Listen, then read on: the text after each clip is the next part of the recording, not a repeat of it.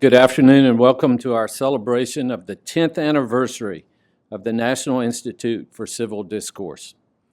Thank you for joining us both online and here in person at the University of Arizona's new Washington, D.C. Center for Outreach and Collaboration. NICD's mission is to build the nation's capacity to engage our differences constructively. I can't think of a more important time and an important place to do this work. The University of Arizona is proud of NICD's contributions. It is a crown jewel in this new center, and Keith, thank you for moving your offices over to be in the center. I want to thank NICD's distinguished National Advisory Board, Co-Chairs, former Senator Tom Daschle, former Secretary Governor Christie Todd Whitman. I told her I didn't know how to address her as governor or secretary, and she said, yeah, never secretary. Only administrator, right. Yeah. Several NICD's board members will join us and other distinguished leaders for our panel discussions in this session. I also want to thank Keith Allred, Bonnie Lepard, who's sitting right behind Keith, and the rest of the NICD staff for their excellent work here in D.C. and across the country. We'll also hear today about the work they're doing to address challenges of polarization. First, we'd like to share with you the story of how the University of Arizona came to establish NICD. To do that, we're honored to have Regent Fred Duvall with us today, and I want to thank all the regents who made the trip here from Arizona to DC. And Regent Duvall is the chair-elect of the Arizona Board of Regents, our governing board. And it's obviously entirely fitting that Regent Duvall give us a history of how NICD came to be, since you were one of the driving forces to establish it. Thank you, Regent Duvall, and I'll turn it over to you.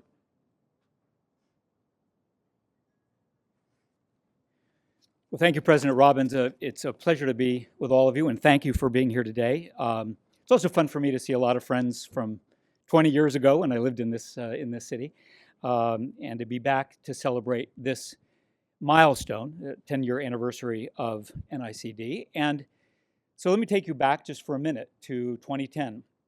Gabby Giffords was the congresswoman from my hometown of Tucson. At the time, I was honored to be the co-chair of her re-election campaign and obviously honored to be her friend. And in the summer of 2010, you will recall, and certainly Senator Daschle will recall, it was the summer of the Affordable Care Act. And community events were happening all over the country, and they were heated. There was an event in the middle of the summer of 2010 in Sierra Vista that was advertised literally, and think about this, with a printed gun sight flyer with Congressman Giffords' face on it, with the words, "Target Gabby Giffords." She couldn't decide whether to go. She's rather fearless, and she ultimately decided, she represented Sierra Vista, needed to go. It got very heated, and at one point, One excited citizen jumped out of his chair in an enthusiasm, and a gun flew out of his pocket, hit the floor, and slid across the floor. That night she called, and she admitted she was scared. And she asked, have we lost our ability to discuss the issues of our country civilly? And as many of you in this room know, it was a question she asked many in the months and years to follow, often and too many. And 2 months after the election, as you all know, January 6th, a beautiful Saturday morning in Tucson at a Safeway on the north side of town, at a Meet Your Neighbor event, the unthinkable happened. I instinctively jumped in the car, raced to the University of Arizona Hospital, quickly realized there was absolutely nothing I could do. But on the way back, I pondered Gabby's questions, and I thought maybe something like this could help. The first decision was, should it be outside? Carolyn Luxensmeyer and I were just talking about it. Should it be outside the university or inside the university? I called Provost Meredith A., and she convinced me it should be inside the university, a decision which I think has been absolutely vindicated by the passage of time. A few days later, Gabby stabilized. I reached out to Mark, now Senator Kelly, and sought his blessing. And not only did he say yes, he said, I want to divide the calls. And in a matter of 3 days, Bill Clinton, George Bush, Madeleine Albright, Condi Rice, Greta Van Susteren, Katie Couric, Senator Tom Daschle, and at the time, Senator Day O'Connor, now succeeded by Governor Christie, Todd, Whitman, all said, what can we do? You have my name, you have my commitment. And donors responded the same way, and we put together about $2 million. Pierre Audemars, Joe Anderson, Fletcher McCusker, and others immediately said, we are despairing. This isn't who we are. What can we do? And so the seed money was raised. And the work, I don't need to tell anyone in this room, the work that is taking place is more important now than ever. Our national discourse is only coarsened, and I frequently think back to that Sierra Vista moment, and I wonder how many guns could have slid across the floor at the Capitol Rotunda January this last year. And so this work is critical. The last decade of this institute, under the very able leadership initially of Carolyn Luxensmeyer and now Keith Allred, has built a national movement to restore the civic muscle that is necessary, not just to save civility in the public square, but to save democracy. The stakes are that high, and it's why we're here. It's why this institute exists. It's why the University of Arizona is so honored to host it, and it is why, in the end, we will always celebrate its inspiration, Gabby Giffords, for showing us the way forward. Keith?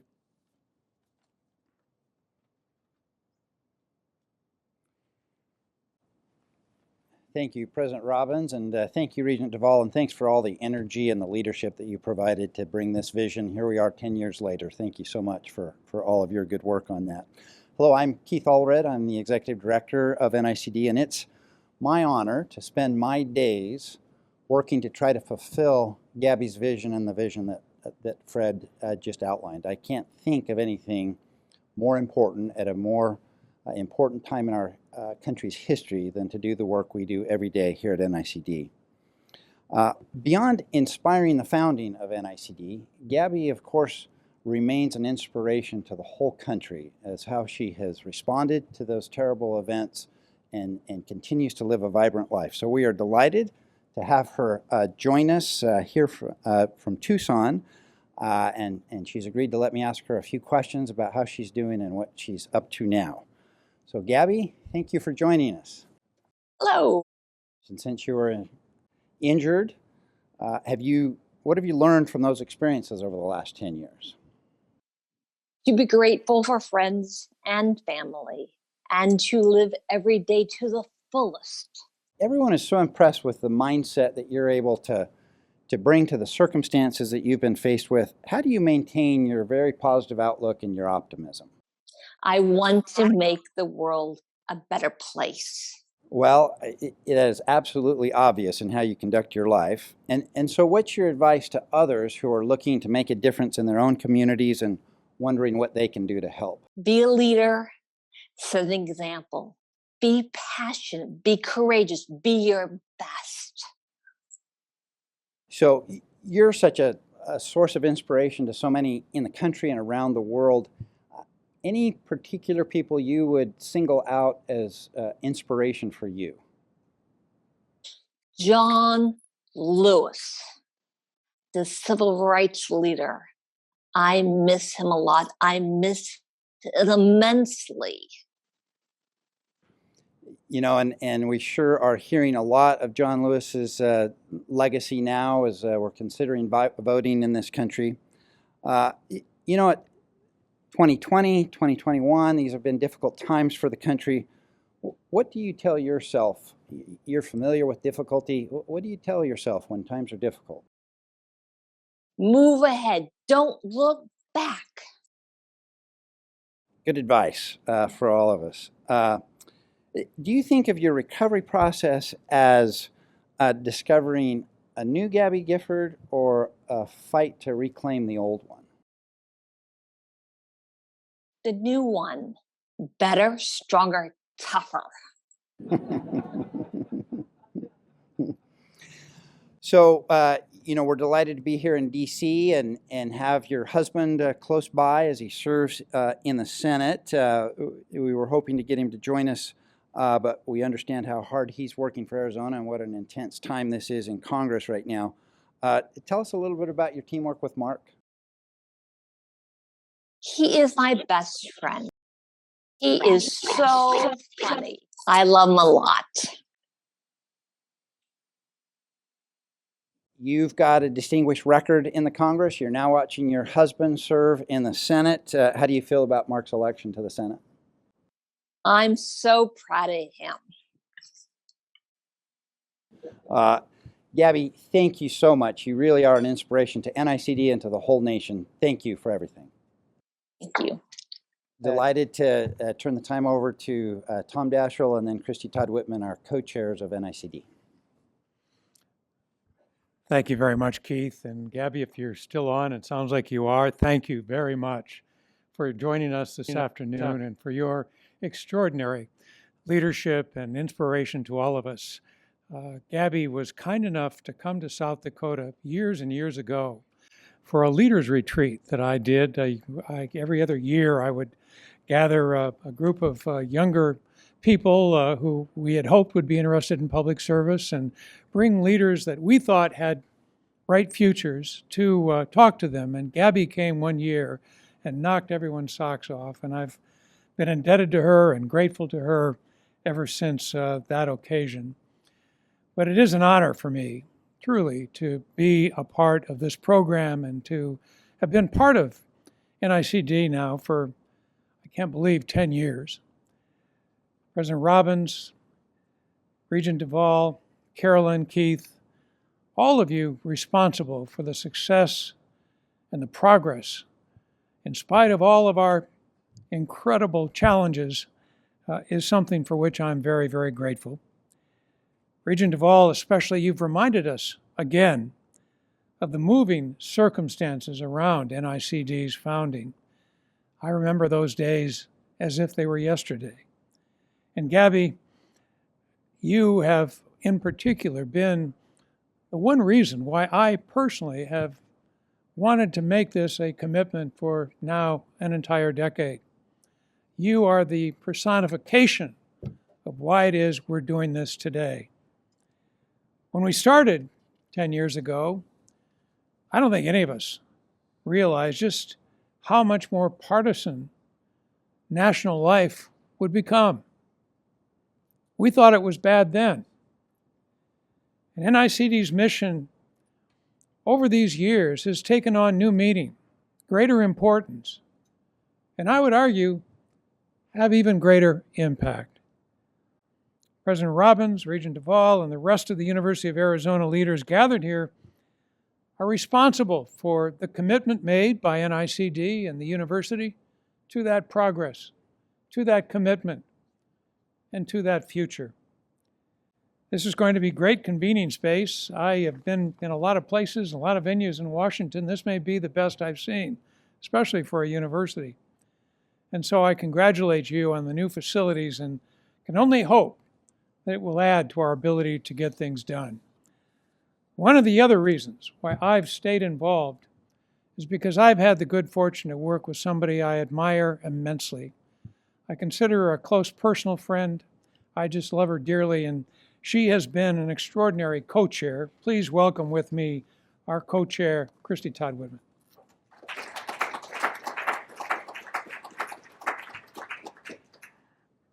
Well, thank you, Tom, and it's a mutual admiration society, believe me. When Tom asks me to do something, I know it's the right thing to do. It's going to be good and it's the right thing, and I'm delighted to be here today with all of you and to work with the Institute staff with Keith, who do such an incredible job. We have, I think, a very extraordinary program for this afternoon. One is going to be very meaningful. The main part of it is going to be the 3 panels that we have to discuss this hyper-partisanship to which Tom referred and what it does to those 3 branches of government and what we can do to try to offset it, to try to make it better. Because as Tom said, all we have seen in these last 10 years since the Institute was started, unfortunately, has been increased partisanship, getting worse and worse to the point where, and I just have to bring this up because it gets to where we are today. For the past 2 Sundays at my church, we've had disruptors appear at the church. I mean, that's ridiculous. Why are you at a house of worship to bring these issues out there? But that's where we are today. So what the Institute is doing is so critically important.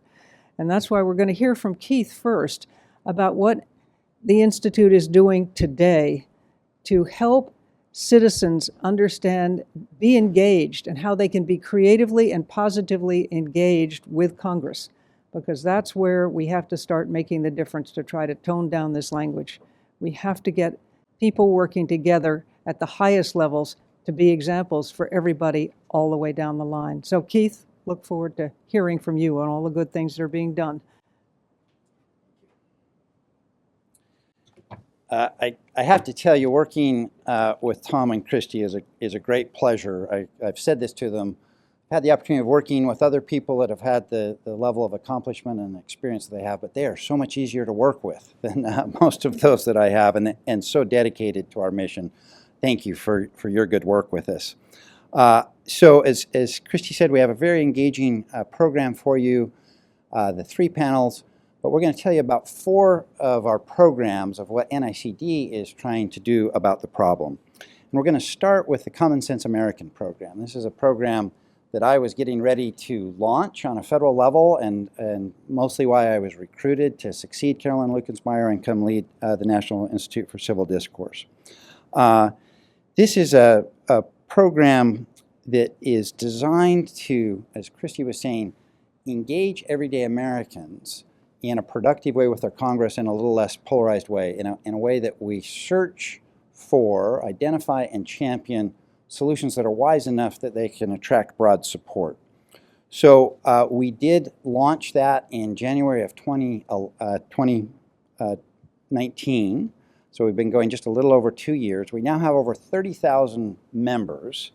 We're growing at about 3.5 times the speed we projected and about 20% the cost. It may be about the only project in my life that has gone faster and gone under budget. And I think it probably says a little something about the hunger among Americans for a different kind of politics. It is a very balanced group. We're 25% Republicans, 24% Democrats, 46% independents. And we have strong membership in all 50 states. And it has been really encouraging to see how receptive Congress has been to our efforts. The first issue we took on was surprise medical billing, and thousands of Americans reviewed a brief that we created on the topic. They weighed in and then shared their views with Congress, over 1,500 unique emails generated, and then we conducted over 150 congressional briefings characterizing for members of Congress what everyday Americans had to think about the issue when they had a chance to get informed about it. And we were pleased to be recognized by many for playing an important contribution in helping Congress to pass legislation ending surprise billing last December. We're currently working on infrastructure, and to give you a little better sense of how this works and how it's being received in Congress, we've got a short video to share with you. The American people will be our saving grace. NICD's Common Sense American program organizes citizens into a potent force that identifies and champions solutions wise enough to attract support across our divisions. Our members are 29,000 strong and growing rapidly. They come from across the country and political spectrum. Each has committed 90 minutes per year to reviewing their issue briefs and then sharing their views with Congress. It's already working. The first issue we took on was surprise medical billing. Our more than 1,500 unique member emails and 150 congressional briefings played an important role in passing legislation that ended the practice. One of the keys to our success is the Distinguished Advisory Board that opens doors for our members so that they can be heard. They introduced us to Senator Bill Cassidy. I am so thankful for Common Sense Americans' work to help tackle surprise medical billing and get our legislation that bans the practice signed into law. It's been gratifying to introduce members of Congress to Common Sense America. For example, I sent an email introducing Senator Patty Murray to our work on surprise billing. That led to important meetings with senior staff on the Senate Health Committee. It was impressive how well-informed members of Common Sense American were about surprise medical billing. The way they shared those informed opinions was very helpful in passing pragmatic legislation. I was struck by how excited the Problem Solvers Caucus was about the support Common Sense American can provide when Christie, Todd, Whitman, Keith Allred, and I met with them recently. I've experienced firsthand how powerful it is when the board opens these doors. Most recently, I saw it with Senator Susan Collins. Her appreciation for the support that we can provide for common sense infrastructure solutions was obvious in a meeting that we helped arrange. Imagine 500,000 Americans championing solutions that represent the broader electorate. We hope you'll join us and support our work to bring everyday Americans common sense to Washington. Thank you.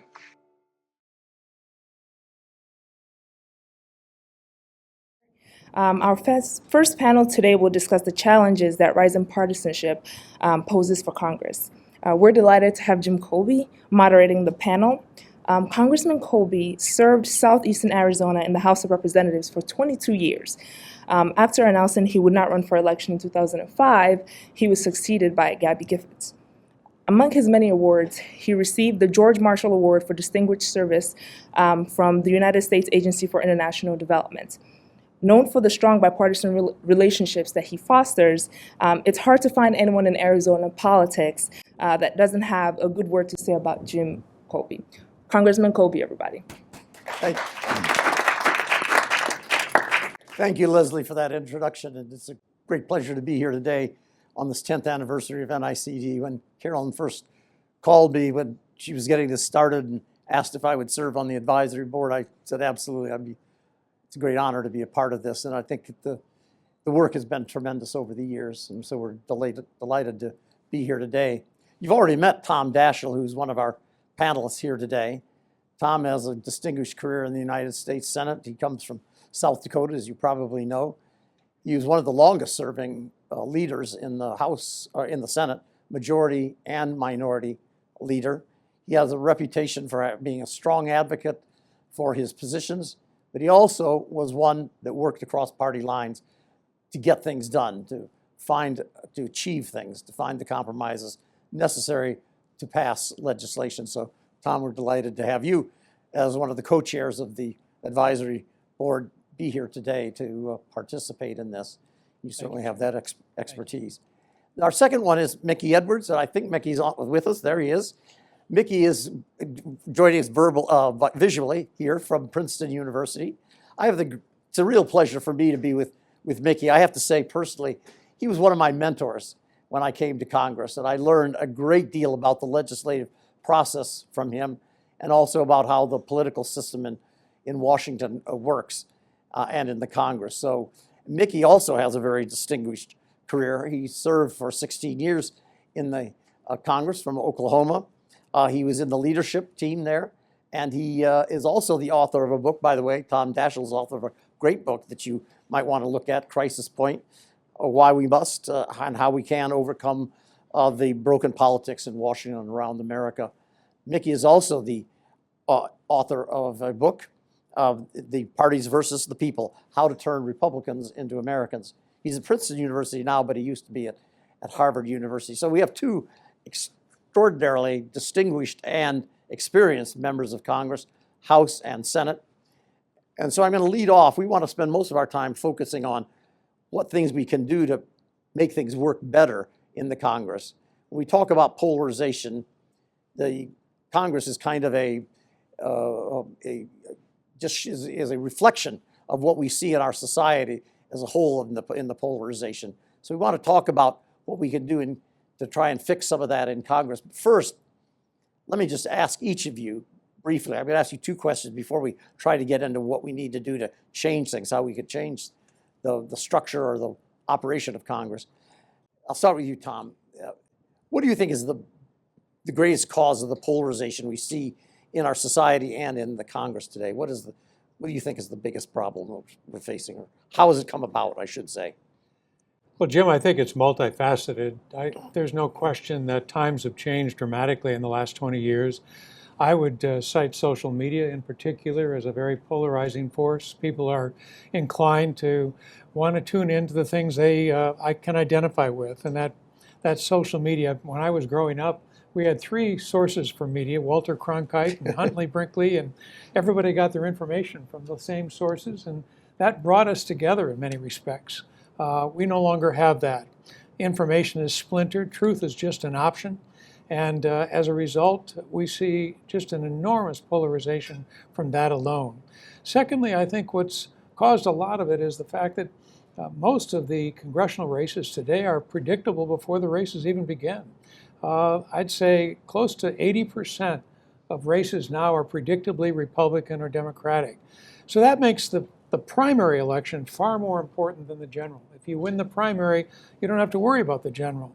What that means is that bases have so much more power because only about 25% of the people on a good day vote in a primary. And so those bases, which tend to be more ideological and farther apart, drive a lot of that. I've had so many people express to me their concern about getting primary. Dick Lugar was a very close friend of mine. He lost in a primary, and he's now become a verb. People don't want to get Lugared. And I think that is a big concern for a lot of people today. They forget that compromise is the oxygen of democracy. And we see so little of it today. The final thing, and I could go on at length, but I'd really love to hear Mickey as well. I think the final thing is the money race. A typical senator has to raise $20,000 every single day he or she is in office today. And that money race has really created a dynamic where there are fewer legislators and more money raisers. They're all becoming, good on the phone because they sit in a cubicle for 6 or 8 hours a day, raising that $20,000, or most likely wait until the last 2 years in a Senate race and spend 2/3 of their time doing nothing but dialing for dollars. But what that has led to is what I would say is the final part of this, and that is the airplane. Because everybody has to raise so much money, they leave on Thursdays, we come back on Tuesdays, and we try to run the country on Wednesdays. And that just doesn't work in a country as complicated as this.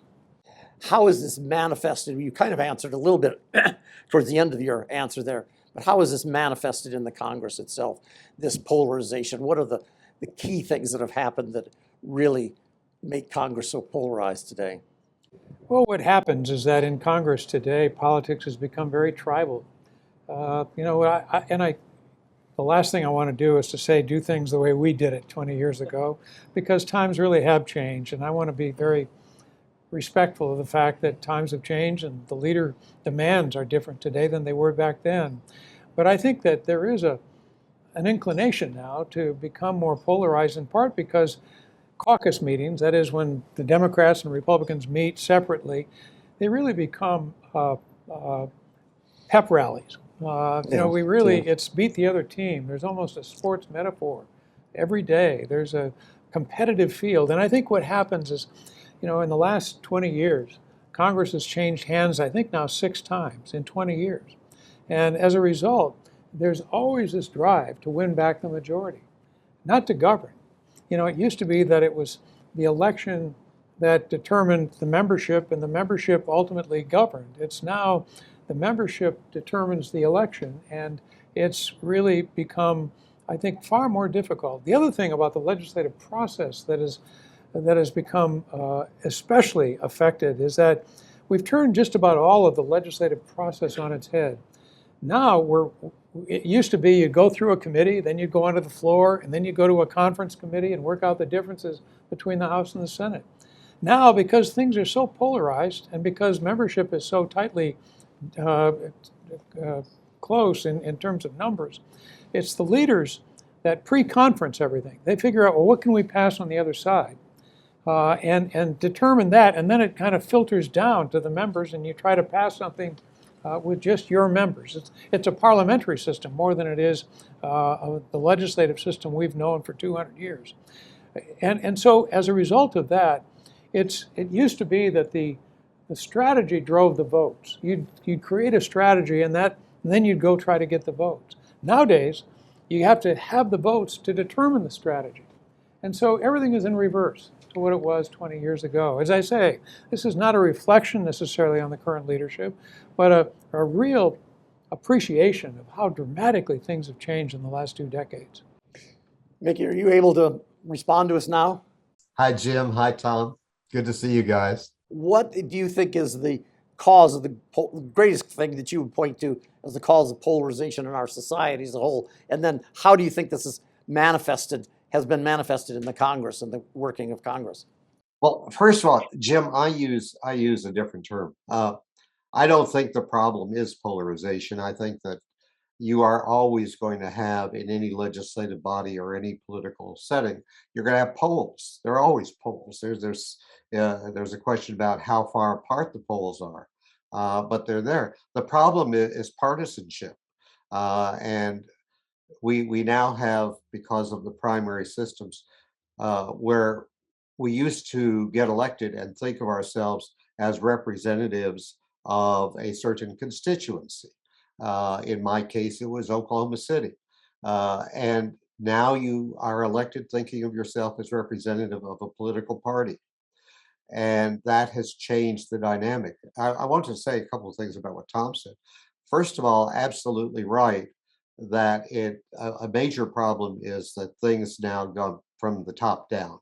That started with Gingrich, but it has persisted since, where power is centralized in the leaders, whoever is the Speaker of the House, whoever is the majority leader in the Senate. Unfortunately, Tom, I wish you were still there, but that's not the case.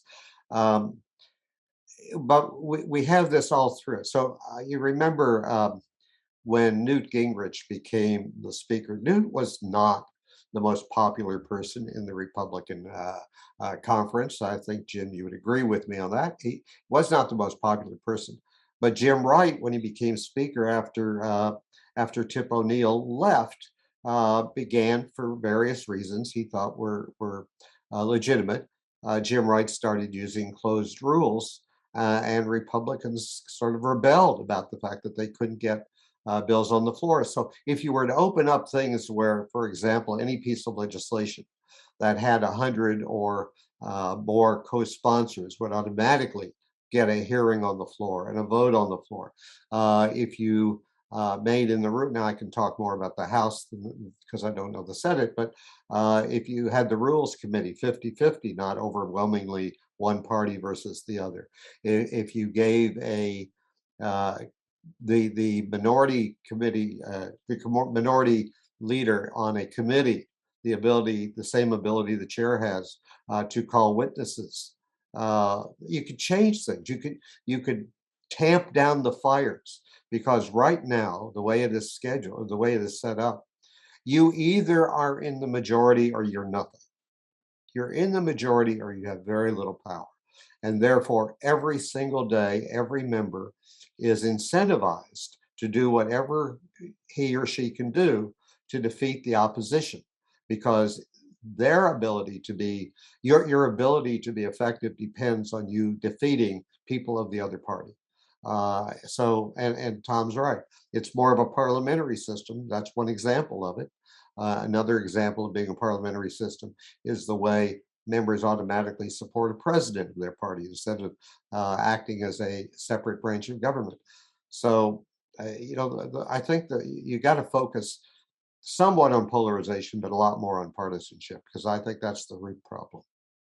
Well, that's an interesting distinction between polarization and partisanship. Some might say it's the same, but polarization, as you see it, is more the ideological thing. Partisanship is focused on which party is controlling things.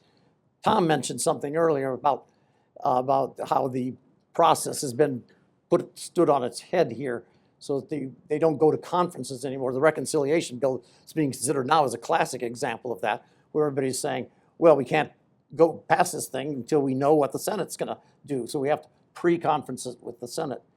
So what can we do to what can we do to get the committee structure back the way it should be operating, so the committees actually work and legislation is considered, and then they have a conference on it between the House and Senate to work out differences?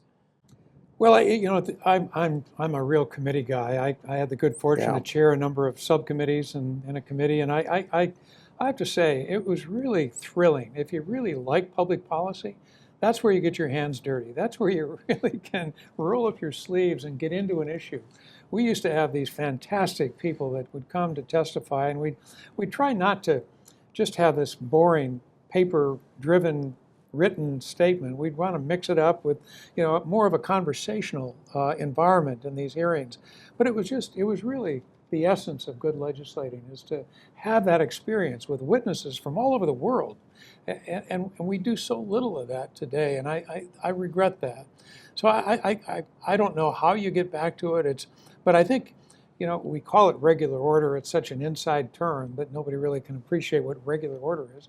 But it's just the process of how you look at an idea, make it a bill, finally create some ideas around making it public policy, and then enacting that public policy to become law. That process has been thwarted and to a large extent terminated as we consider laws today. And part of it is how dysfunctional the Senate has become. As most of you probably know, we didn't even have a cloture system until 1917. Before that, Aaron Burr was the one responsible. When they were writing the rules, he made the decision that it was unconscionable that there'd be unlimited debate. Everybody would, of course, come together at some point.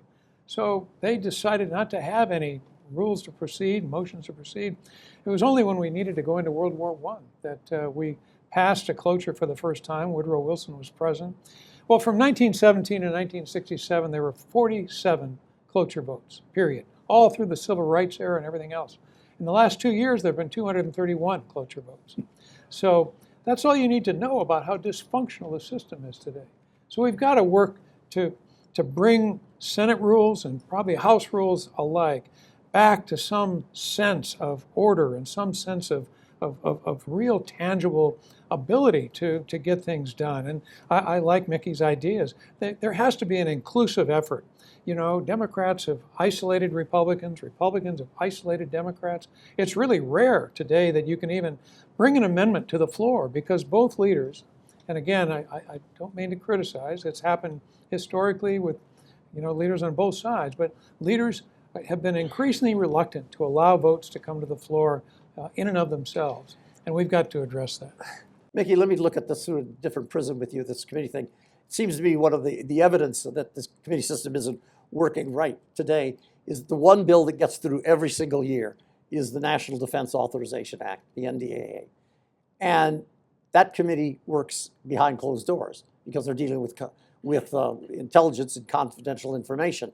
So they don't operate in the open. I know this is probably heresy to say, but are we overusing television in our committees, at least in the committees? Well, I think two things, Jim. First of all, I want to totally agree with what Tom was saying, in that, and add one other factor to it. By having everything top down and not having the committee process, and the committee process was exactly as Tom said. I mean, it was a place where you engaged with each other. The partisanship was set aside to a large extent. You got information, but it also was a place for deliberation. And what's missing today is deliberation. Where you actually have people listening to each other, listening to witnesses, talking ideas through, as we used to do in committees. Now I'm a Republican, and when I was there, I was never chairman of anything, but I was ranking member on some, and we had great discussions. That's missing. But I think that one of the things we need to do, and you're talking about television, most reforms may have some tangible purpose, but sometimes you can over-reform. And trying to make everything transparent has really been harmful to Congress, because it is very difficult to sit down and listen to, be friendly with somebody across the aisle when your constituents and your party leaders back home are watching what you're doing and saying. And we used to be able to come together. The more I was on the Appropriations Committee, I remember one meeting went on for hours and hours as we deliberated over all kinds of issues. And then finally, a few of us, the leadership on both sides, went off into a room and talked about it privately and came back and we got it done.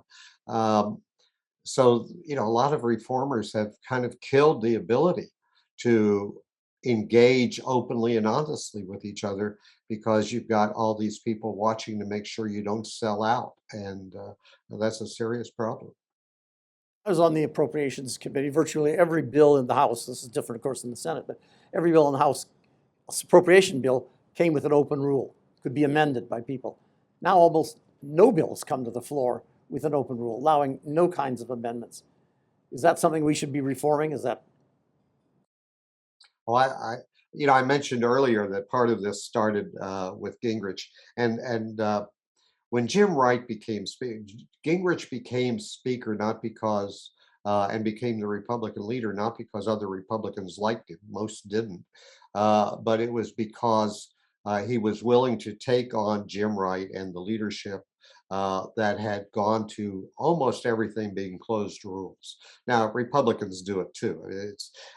But if we had more open rules where you could really take issues to the floor, and that's all in public, and have serious debate on both sides for an extended period of time, whatever time was necessary, and then have open votes, you would change a lot of this. But when you have to make when you're able to make all these decisions in secret, you have a freer hand to then come out. It's all done eventually in public. The final votes on the House and Senate. So what's required is to give you and Tom, or Tom and I, an ability to step back out of the spotlight and sit down and say, okay, what could cause you to vote for this? What could I not accept? What am I willing to accept? And then Tom used the word dysfunctional. Well, you can make it functional again if you went back to that system.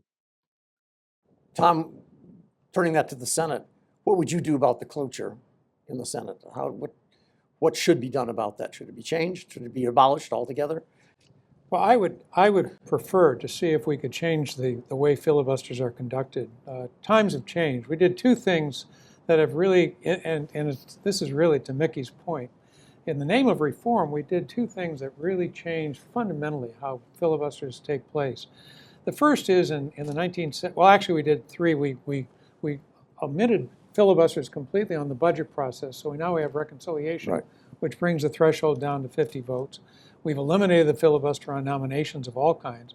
But the two things we did procedurally was, the first was, and we thought this was a real reform, we said, okay, if you're going to filibuster, we'll just set it aside and they call it dual track. We'll bring another bill to the floor and just let this bill ripen, and then we'll have a vote. Well, we're quintuple tracking right now because we've set so many bills aside. And so it just made it easier to filibuster. There was no pain involved. The second thing we did was we no longer required people to hold the floor. So all you have to do today is tell the leader you're going to filibuster, and that is called a hold. But a hold is a filibuster, which requires a cloture vote. So even on a nomination, even though it's only a 50 vote, you have to get cloture, and that's 30 hours, just on the motion to proceed to the nomination. And then it's another 30 hours So you blow a whole week on one nomination or on one bill. And that alone, that procedural time. So I would do two things. I would eliminate the hold. I say, okay, you want to filibuster? I want to see you on the floor. Strom Thurmond still holds the record. It was 23 hours and 47 minutes. How we dealt with Mother Nature and nature as we think of it, I don't know. But nonetheless, I would say you have to hold the floor, and there's no longer going to be any dual tracking. And the other thing is that opponents of the filibuster have to get 60 votes. Proponents of the filibuster don't have to get 40. I'd say you got to get 40 votes, and the leader has an ability to call a vote any time of the day or night unforewarned. So you better be on the floor. If you wanted to hold this filibuster, you got to have 40 you guys or you people on the floor, or we're going to sustain cloture. So those kinds of things would allow the Senate to maintain this process and this so-called appreciation. And I think there is, I say so-called, there's an appreciation about how the requirement to involve the minority has really oftentimes worked to get bipartisan legislation. I don't want to give that up entirely. I'd like to try these things for one Congress for 2 years. If all that doesn't work, then I would start with carve-outs. Maybe carve out for voting, carve out for things that really are so critical to the country, as we did already for reconciliation and budget. You're mentioning the filibuster rule and how you don't really have to hold the floor to do it. Reminds me of my first experience in the Congress. I came as a page in the U.S. Senate for Barry Goldwater when I was in high school, and it was the first filibuster on the first Civil Rights Act that Lyndon Johnson kept us in session for 24 hours a day for 28 consecutive days. And we were all pretty exhausted by that time, but they broke the filibuster eventually. They made people stay on the floor and get it done. Yeah. And after that, then things moved much more smoothly from that. We only have a couple of minutes left, so I want to ask each of you if you could either summarize or give me a couple of things that you think, if you were the master of the House, Mickey, what would you do to fix it today? I would create some kind of a system that allowed more room for deliberation.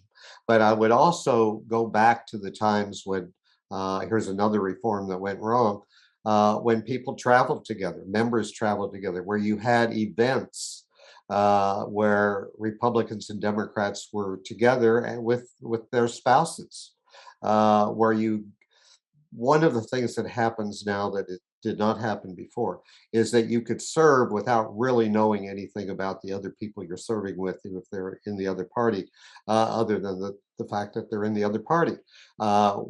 It's very important. There's only 435 in the House, only 100 in the Senate, these small groups.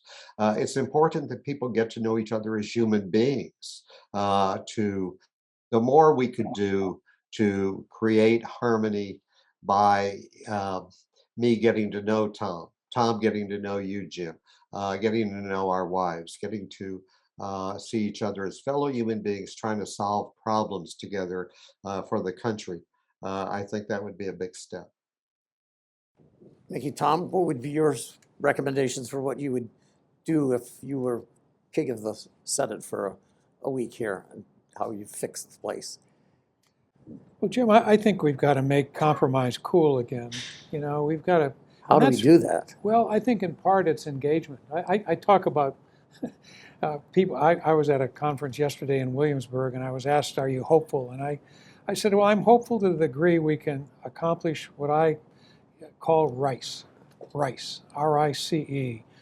Whether we have resilience to get through these difficult times, whether we can come up with innovative solutions and try to apply them wherever we can, to the extent we can collaborate, that's really important. And we've got to encourage that. The citizenry has to be engaged.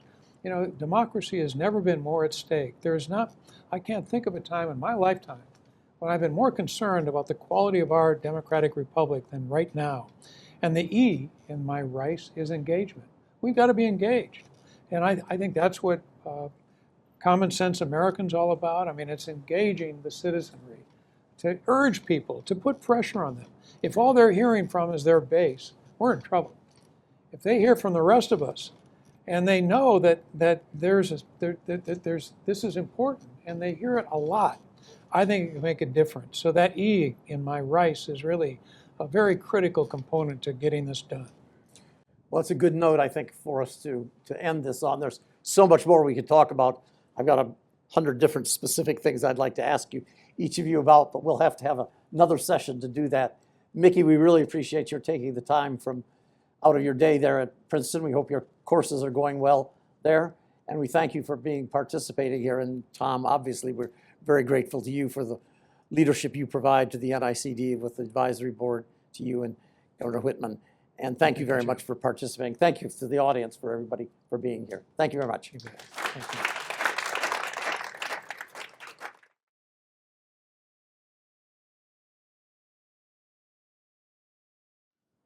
Good, thank you. So before we proceed with our judicial panel, we want to just take a brief moment to honor and pay respect to someone who was absolutely essential to the success of the National Institute for Civil Discourse. Starting back in 2011, when NICD was founded, we were very fortunate that Carolyn Lukensmeyer was the founding executive director. She inherited a wonderful board and some good fundraising, and then just given the license to go do something with it. And this is where we have come in 10 years. I was honored to succeed her in January of 2018, but the lion's share of the work of building the national reputation of the National Institute for Civil Discourse was built by Carolyn Lukensmeyer. I'm going to ask Tom and Christie to come join me at the podium here. And Carolyn, if we could have you join us as well. Come on up. I'm going to present a little something to Carolyn, invite Tom and Christie to share a couple of remarks, and then let Carolyn share a couple of remarks. Carolyn, in recognition for your distinguished leadership at the National Institute for Civil Discourse, thank you very much.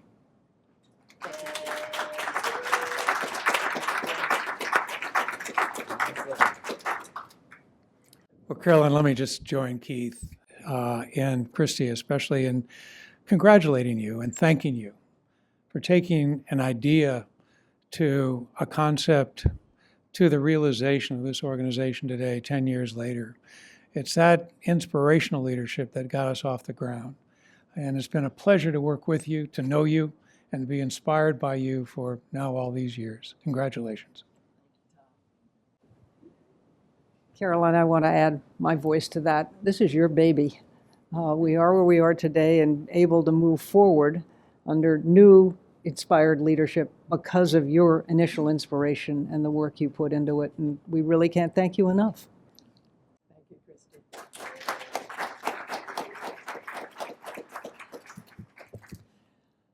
Thank you all very much. As you can imagine, it is quite an honor and a pleasure to stand here today in the beautiful office space that was just a seed in your eye some years ago, and to acknowledge the distance that this has come since Fred spoke to you about its founding. I want to underline what we started with. Gabby Giffords is a treasure to this country. I never spent a minute with Gabby Giffords, but what she wasn't positive and focused on what can be done, not what cannot be done. And we hope we tried to bring that spirit into all of what NICD did. There are many programs besides what we've been able to focus on today. There are staff members who should be thanked who have brought it this far. And I won't try to start naming people because unfortunately I would clearly not cover the territory. I want to say just two other things. I want to say, and I want to pull back what you ended with, Tom.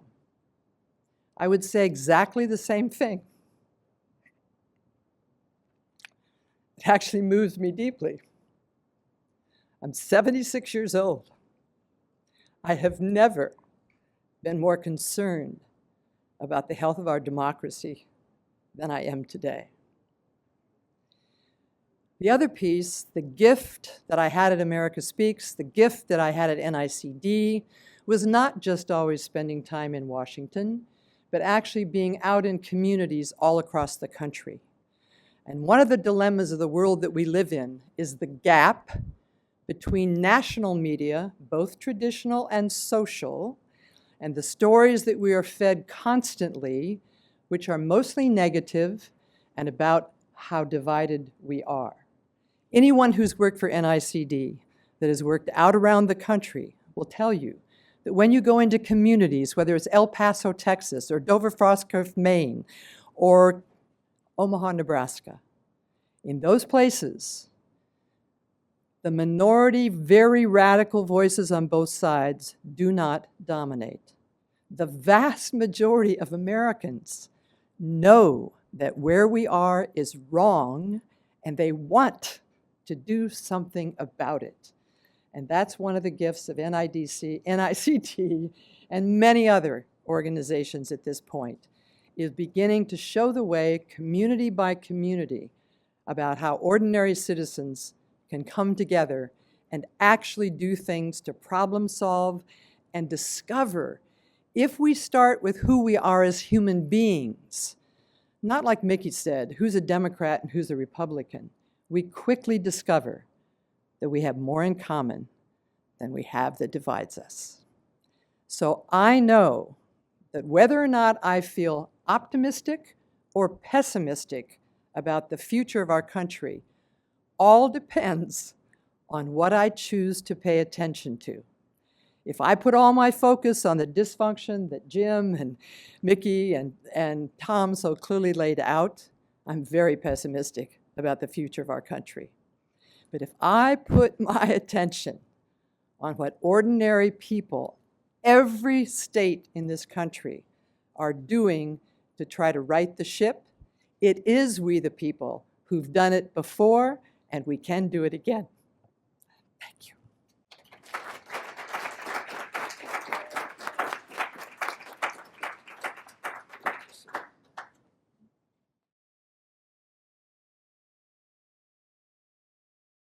So we're going to move now to our judicial branch discussion and how the partisan rancor of our times affects that branch and what can be done about it. And we're delighted to have two guests joining us again remotely. First, we have Judge Thomas B. Griffith, who also serves as a senior advisor to the National Institute for Civil Discourse. He stepped down just last year after 15 years of serving on the D.C. Circuit Court of Appeals. After starting his career in private practice, Tom served as the Senate legal counsel, where he worked with Tom Daschle during a few challenging times. He is a lecturer at Harvard Law School and has also held that position at Stanford and Brigham Young Law Schools. His ability to navigate difficult partisan waters in the Senate was a leading reason that President George W. Bush appointed him to the D.C. Circuit. We're delighted to have Judge Griffith with us today. Judge Patricia A. Millett, who was appointed by President Obama to the D.C. Circuit in 2019, where she continues to serve today. Before joining the Circuit Court, she worked at the Department of Justice, first as worked on the appellate staff for the Civil Division, and then as an assistant in the Office of the Solicitor General. In her private practice, she argued 32 cases before the Supreme Court and is known for her substance and civility. Judges, it's a delight to have you with us. So we'll start with what you see as the biggest challenges rising from the partisan rancor for the judicial branch. How does that impact the judicial branch? Well, we have a custom in the judiciary that the senior most judge goes first, and since I'm no longer a judge, Judge Millett is senior to me. So, but she can also take that position to send it back to me. So, Judge Millett, whatever you want to do. I'm going to object if you accuse me of being senior to you. So I always walk behind trying to just fill in your footsteps. But it's a great delight to be here. Thank you for inviting me. I think honestly the biggest challenge for the judiciary is outside the judiciary, and that is the conversation that we hear at political levels and media and elsewhere, how they talk about the court system and how they talk about judges. It's, this constant labeling people whenever you do an opinion based on appointed by X president or Y president, even though that has nothing to do with the legal analysis that we take in an opinion. The thing about the judicial branch is we have to show our work when we make a decision. We have to explain it, we have to lay it out, and we make group decisions at the Court of Appeals and certainly at the Supreme Court level. Only our trial courts are single judge decision makers. And so we decide things as groups, and we explain them as a group, and we speak for our court when we do so. But there's just so much discussion outside the courts about judges and justices and almost this sense of, control of the judiciary should be a spoil that goes to the victor in an election. And what's missing from that whole conversation, of course, presidents get to appoint judges and justices. That's what the Constitution provides. But what's missing from that is, sitting back and asking yourselves what our court system is and what people even want it to be. And I think if most people thought about it, they would not want a court system where judges jump and hop in response to whatever leader put them on the bench. You can look around the world and find court systems like that, and nobody wants to be in that. And I don't think people think that's what our judiciary is like in this representative democracy. But we don't have that part of the conversation. It's simply trying to turn courts into political footballs that I think is very hard for judges to respond to, because we don't speak out of school. We speak for our opinions and our work and nothing more. You're gonna find me in complete agreement with Judge Millett on this, as we were in agreement much of the time when we served together on substantive matters as well. I think the problem is largely, not exclusively, but largely coming from politicians and pundits and commentators. It's extraordinary that in the last 2 weeks we've had 3 justices of the Supreme Court speak to this very issue. Justice Barrett most recently saying, how did she begin her remarks that reported? I want to try and convince you tonight that judges are not partisan hacks.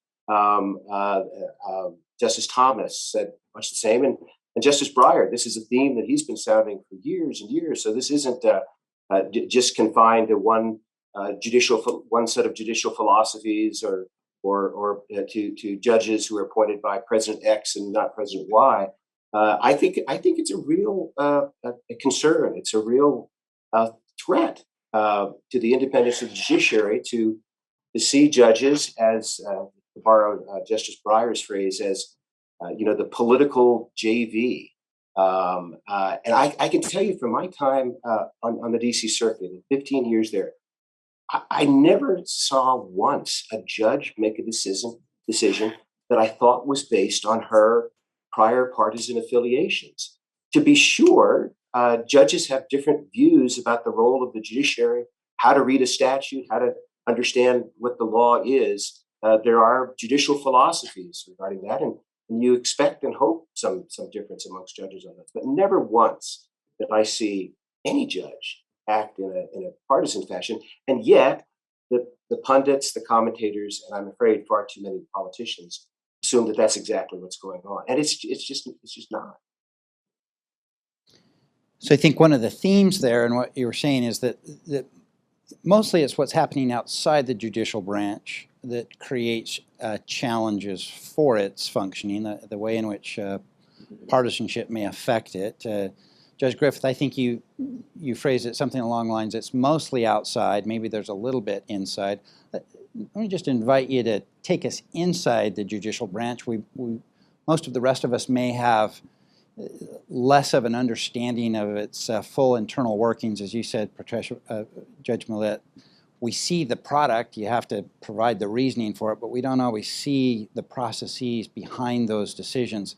So take us inside the judicial branch a little bit, and some more concrete examples, if you might, of the ways in which you think it remains a collaborative, deliberative sort of process, particularly at the courts of appeals and the Supreme Courts, which are by definition group decisions.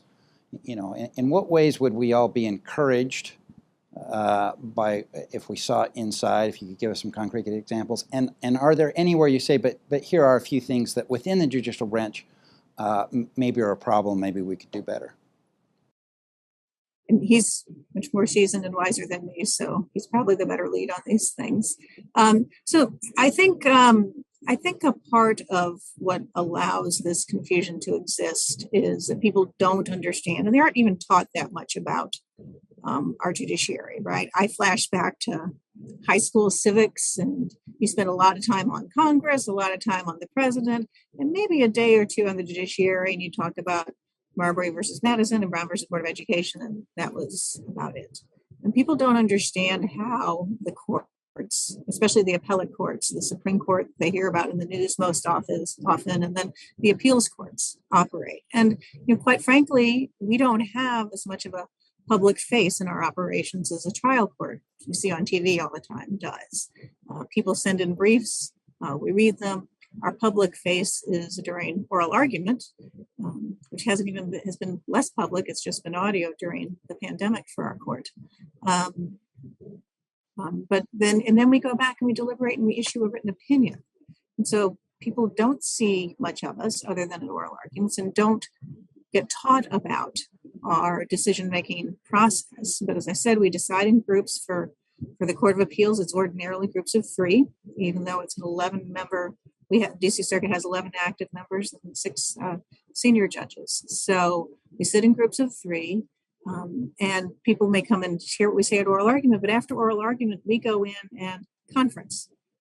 And the 3 of us sit around a table and we discuss the cases we've heard and we talk about how we think they should be resolved. And what I will tell people is I have never, ever, ever, and Judge Griffith would agree, heard anyone say, I think we should vote that way because that president appointed me. I think we should vote this way because I'm a Republican or a Democrat. Never happened. Never heard references to people's politics in those conferences. Instead, we talk about law and legal principles and case precedent. And that's how we decide. And we listen to each other. And we learn from each other. And we try to find common ground because we have to do that to make decisions. And then we figure out how we were going to say it. How would we write? How will we explain our decision? Again, which is entirely based in law. Now, maybe that doesn't get much coverage because that's not going to attract a wide audience and it doesn't make for exciting headlines. But that's what our decisions are. People need to look at the substance of decisions. They also need to look beyond sort of the big headline making cases. And that's the other problem. Our court is far more frequently unanimous than not. And that is for all variety of issues, all variety of, in the DC Circuit, federal agencies, federal governmental actions. Sometimes there's disagreements and closer votes, of course. But it's never because of someone's politics. It's because there's a fundamental disagreement about the law. And we explain ourselves. We write it down. And you can read it.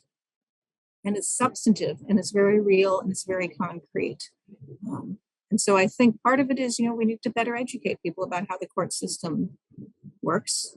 But the nature of our practice, the nature of what we issue, if people would just look behind the headline and look at the opinions, I think they would see, and I think they would be glad to have a court system that really does the hard work of thinking through the law. Let me share an example that came to me not long after I had become a judge. And it was a case that went on to the Supreme Court. It was the first time the Supreme Court grappled with whether police putting a global positioning system on a car was a search or seizure under the Fourth Amendment. So it was a fascinating case, an interesting case. And I was on a panel with 2 of my colleagues, Judge Doug Ginsburg, who I believe was Chief Judge at the time, and Judge David Tatel. It was a case that drew a lot of media attention. And I typically don't follow the media attention for these cases, but for some reason I succumbed to the temptation and I decided to read the accounts of oral argument because the courtroom was packed. We went long over the time normally allotted. There was a lot of public interest. And I had to laugh at the way the media, what they assumed about the position of the various judges. And they did so based largely on the fact that which president had appointed them. I had been appointed by George W. Bush. Therefore, we knew what Griffith's view was going to be. And then there was that progressive David Tatel, and we knew what his position was going to be. And then, Ginsburg appointed by a Republican, we knew what his position could be. And in this particular case, the media just got it completely wrong on every in every way. The discussion in conference, which lasted unusually most of the day, we went into conference and met and we wrestled with this issue and we took lunch and came back in the afternoon and met for hours. It was a novel issue. It was difficult, and we didn't even decide it then. It took us a long time. It took us several, I think maybe like a month and a half of trading memos with one another, trying to figure out what's the best way to do it. And then we did. The three of us with three very different backgrounds and three very different political views had a unanimous, came to a unanimous determination of what the result should be and why it should be there. And to me, there's great wisdom in the fact that appellate decisions in our system are never decided by a single person. The assumption is that wisdom is not going to be attained by just one person. That you only reach the result the law requires.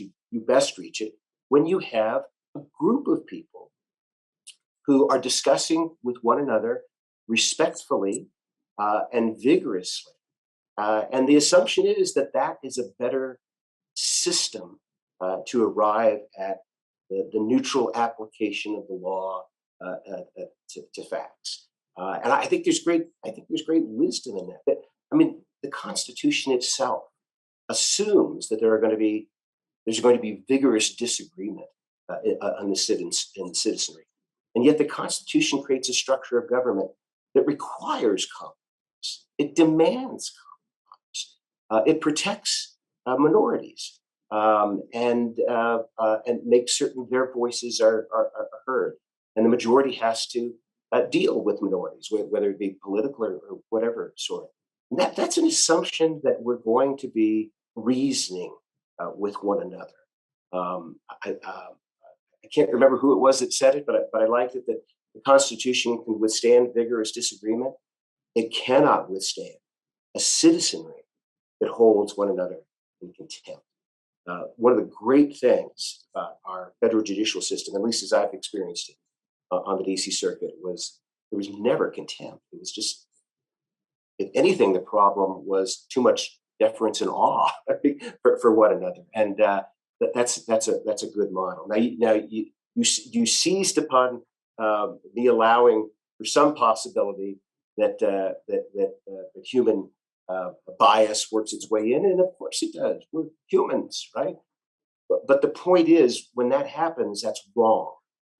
It's not something that we hold up as something that's to be followed. When a judge gives in to her own sense of what the right outcome ought to be, and it doesn't align with what the law requires, that's a mistake. That's not something to be championed. That's a mistake. Does that happen? We're humans, undoubtedly. That happens on occasion, but it's in my experience, it's rare. And what I want to stress is, I never saw that happen along partisan lines.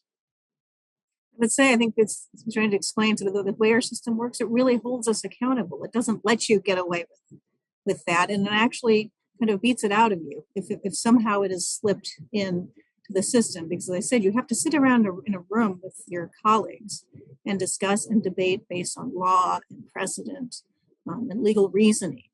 And that's hard to do if you're just sort of going, well, I wouldn't vote for it, right? That's not going to work. And then we have to write opinions. We have to spell it out, and no one gets to cite my preference in an opinion. You can't do that. We have these law clerks who look over things, and in my chambers, I always assign law clerks for every case to be the devil's advocate, to make sure we're not doing that, to make sure there's not even anything unconscious that would be slipping in to the process.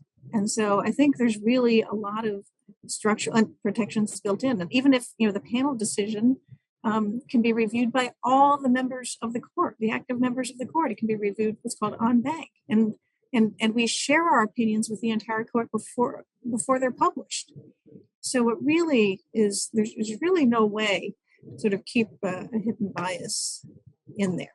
Are there differences in thinking and understanding and reading of words and language? Sure, that happens too. But as Judge Griffith was saying, the system is designed to require commonality in the ultimate resolution, which is a great barrier against any sort of individualized bias seeping through. Let me pick up on something Judge Millett said that I think is really important, that her practice is to assign a law clerk to be the devil's advocate in the case. I didn't do that, but here's what I did, and I think every judge has some sort of procedural device to make certain that happens. What I did was when my law clerks came into chambers the first day, we would spend a great deal of time reading the oath of office. The oath by Whitman. By the way, it was the first act of Congress in 1789 was to create the oath that federal judges and other civil officers must take. And so we would read the oath where you commit yourself to impartiality. Interesting. I'm a person of faith, and it's significant to me that the first Congress put in the words at the end of the oath, "So help me God." That raises the stakes a bit. So I would tell my clerks that their primary job, and I'm serious about this, I can't imagine any judge is different in this regard. Their primary job was to help me keep my oath. And therefore, if they sensed that I was ever deciding a case based on my personal preferences instead of what the law required, their job was to stop me, was to tell me, no, don't do this. Now, I never had one say that, so maybe I never gave in to the temptation. Maybe the power dynamics were too much. I don't know, but I think I'm confident that's an approach that all my colleagues have. Keep dragging this out, but if you'll allow me, another thing is to realize federal judges why we take a job like this. Right? It's not the money. I think we all could make a lot more money and be really actively involved in policy making if we had not taken this job. And we could run for Congress, we could get involved, we could work in the executive branch, work on Capitol Hill, we could work with interest groups. We all would have had so much more ability to really impact and affect policy preferences outside this role. This, if you want to do politics, this is the worst possible avenue and the worst possible job for it. It's not going to work for a lot of the reasons we've talked about structurally, and it would be so clunky and incremental. And you have to wait for people to bring things to you. People don't come to this job for that. They come because they care about the legal system. They care about the administration of justice. And as Judge Griffith said, we're human. I don't claim to be perfect. I claim to work as hard as humanly possible on every case and give it my absolute best, consistent with my oath, as Judge Griffith said. And I think that's what all my colleagues do as well. And so it's just really, I think, again, it's rather difficult to even view the judicial process as sort of what you said, JV politics, or even, club politics, if you want to go below cheap JV. It just doesn't work. Thank you for taking us kind of inside the judiciary and how it looks there. I'd like to go back outside the judiciary and the environment in which you're operating. There's been a bit of a theme in comments being made by those outside the judiciary, and including a couple of senators in kind of a mea culpa fashion, saying they feel like pressure is being put on the judiciary that it's not suited to handle because, particularly Congress has pointed out, because the polarization, the partisanship leads to dysfunction, kind of an inability to take on the major problems of the day. that we turn to the judiciary by default a little bit more. More issues are kind of bubbling up to the judiciary because we're failing to fully address them in what are supposed to be the policy-making bodies. Do you want to just comment on that observation from two people with experience inside the judiciary? Do you feel like at this point in time we're putting pressures on the judicial branch that tug at it in ways that it's not really equipped or designed to do? Let you start that one. Okay, I'll take that. I'll take the reverse. I don't know how much pressure is being put on it by others, but in fact, it is the case, whether someone's doing this intentionally or not, that we are in a period of time, have been for some while, where Congress, for whatever reasons, isn't able to, chooses not to decide the big issues that are given to them.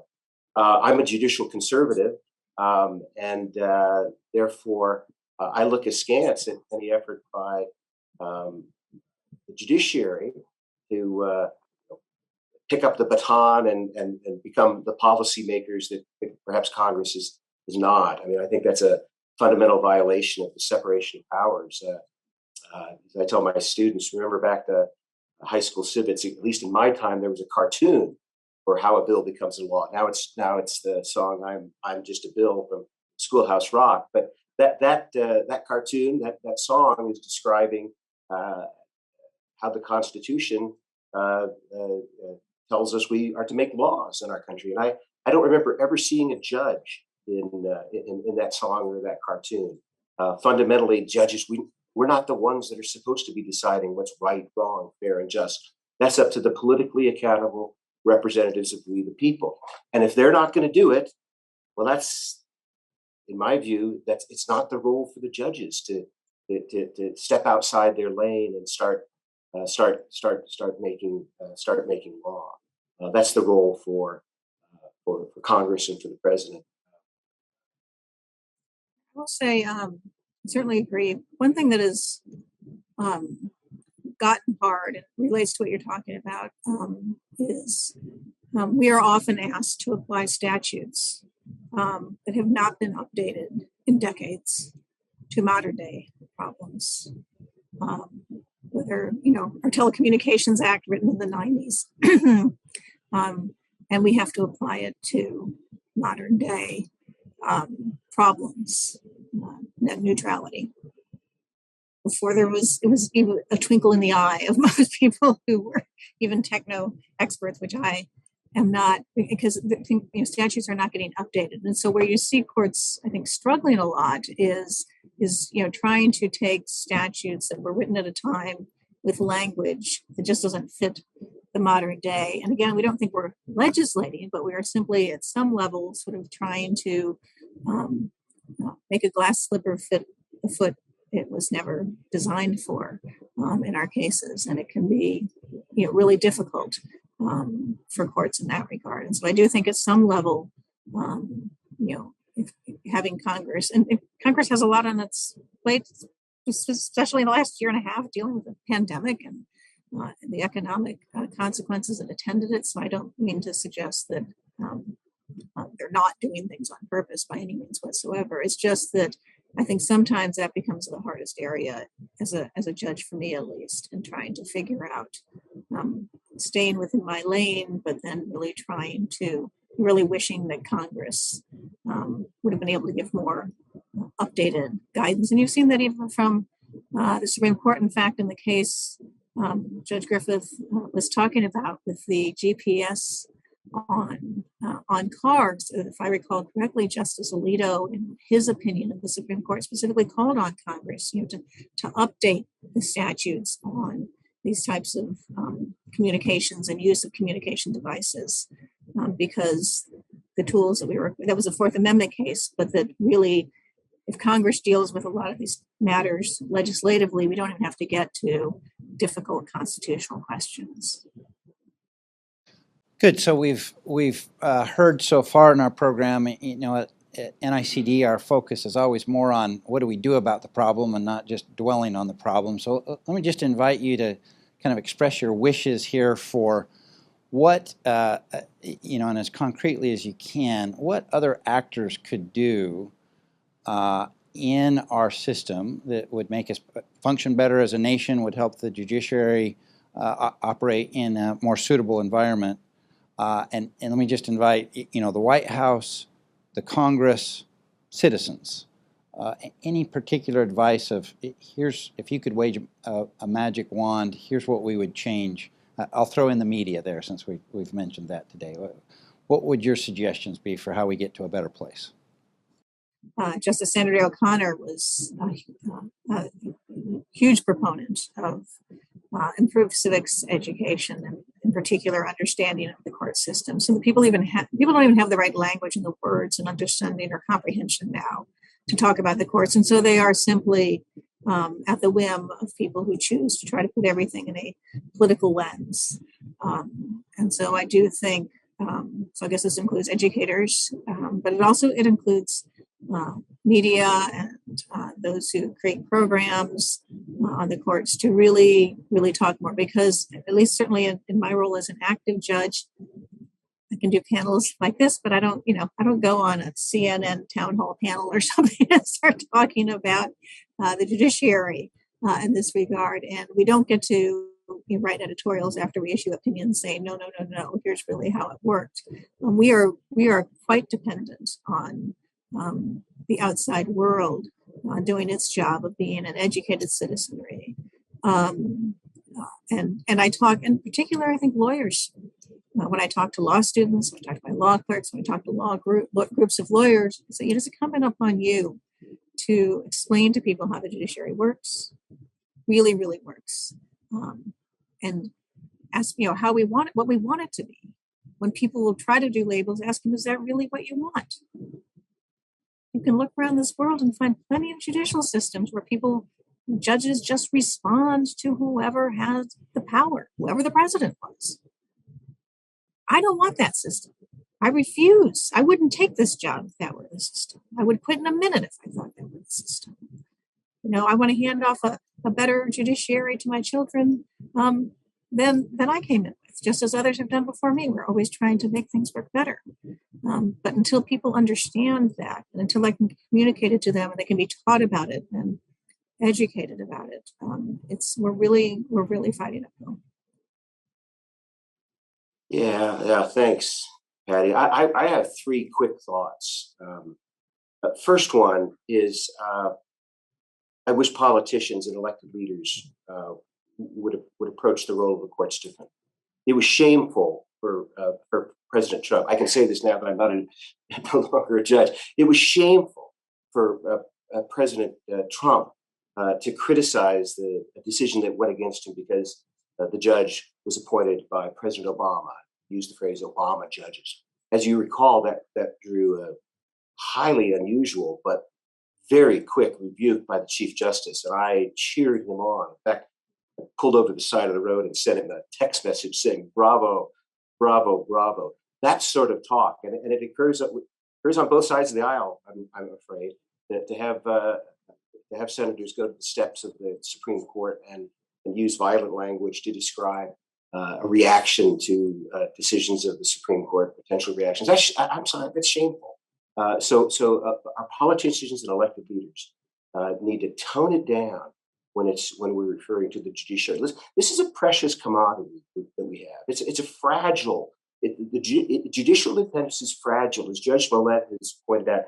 You look around the world, and there aren't many instances in which you have an independent judiciary. And so those elected leaders and politicians who, for short-term political gain, criticize the judiciary, I think they're doing body blows to the independent judiciary, and I wish they'd stop it on both sides.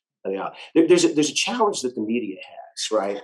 They're on a very short news cycle, and with the internet, there's breaking news every 10 minutes. There isn't anywhere except on cable and the internet, but they're competing for that, and it's really hard to understand the work of the judiciary and to describe what we do in a quick read. As Judge Millett pointed out, we explain our decisions, and you know what? Sometimes they're long, and sometimes they're complicated, and so and they rarely have anything to do with the particular result that comes about, but it's the reasoning that reaches that result that's so critical. And there aren't many in the media who have the training or skill or are allowed the time to analyze and digest judicial opinions and then explain them. And so what do they do when they're in competition with others? They go straight to the result, and they think of the result far too often as a political result. And I think that does great unfairness to the judiciary, and it sows the seeds of cynicism that have hurt the independence of the judiciary and will yet. The last one, Keith, you were too nice to ask a follow-up question to my rather rosy portrayal of how the judiciary goes about its work. But I typically get asked when I say that, what about all the 5-4 decisions? What about the 5-4 decisions of the Supreme Court? The first thing I would offer to that is there are different judicial philosophies. Judges have different views about how to read a statute, how to read the Constitution. And most often that's what you're seeing in that. You're seeing a judge not based on a partisan decision to advance the Democratic Party or the Republican Party, but they have a view about the role of a judge and what she's supposed to be doing in that case. Now, having said that, there are exceptions, right? And I'll pick one on both sides. And Judge Millett, we'll show you that we can probably disagree on something, do so amicably. In my lifetime, there are two decisions by the Supreme Court that I think, in my opinion, gave in to the temptation to be a policymaker, to advance a justice's own views over what the law required. The first one of those, I believe, was Roe v. Wade. I believe that was a case where the judiciary stepped outside its lane and made law where the Constitution didn't require it. But just to show you that I'm even-handed, I hope I'm even-handed. The other great decision in that regard was Bush v. Gore, where I think the Supreme Court, I don't think that was its finest moment, and it gave in to political controversy, political pressure. And I think those two decisions were self-inflicted wounds for the judiciary, and have done more than anything else I think in my lifetime to undermine confidence in the judiciary. Now, the good news is the American public still has a great deal of confidence in the judiciary because, in my experience, in almost all instances, the judiciary acts in the lane that the Constitution creates for it. But I have to acknowledge that I think there have been instances in our history where the court has not stayed in that lane, and every time it's done so, it's created great political controversy and division. So, Millett, Judge Griffith, thank you very much for an honest look inside the judiciary and a little better sense of how this problem looks from that perspective, and for your service to the country. Thank you for joining us today. All right, welcome back, everyone. My name is Cheryl Gravy, and I'm pleased to lead two of NICD's programs, one called Engaging Differences and the other called Golden Rule 2020. These two programs are where everyday Americans use NICD's tools and opportunities to build and exercise their muscle to engage differences productively, to listen across differences for understanding, and to weave a fabric of connection as human beings in our democracy. We have two short videos to share about those programs. We're proud that the Engaging Differences video is hosted by Katie Couric from our advisory board, and Golden Rule 2020, which was created by 20 national faith denominational leaders encouraging us to use and practice the Golden Rule in politics, This is the second video, and we're so pleased it's coming from our beloved partners, the Washington National Cathedral. With that, thank you.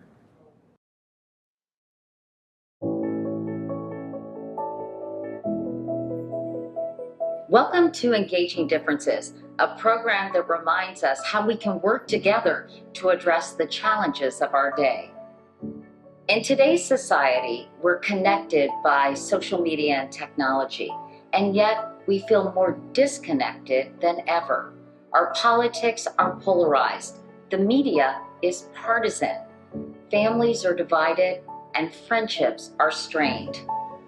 Wherever you go and whoever you talk to in the country, everyone is feeling so distraught about how divided we are.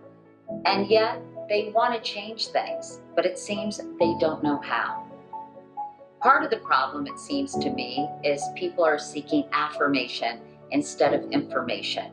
We don't have enough opportunities to talk to someone with whom we disagree so we can hash things out and understand a different perspective.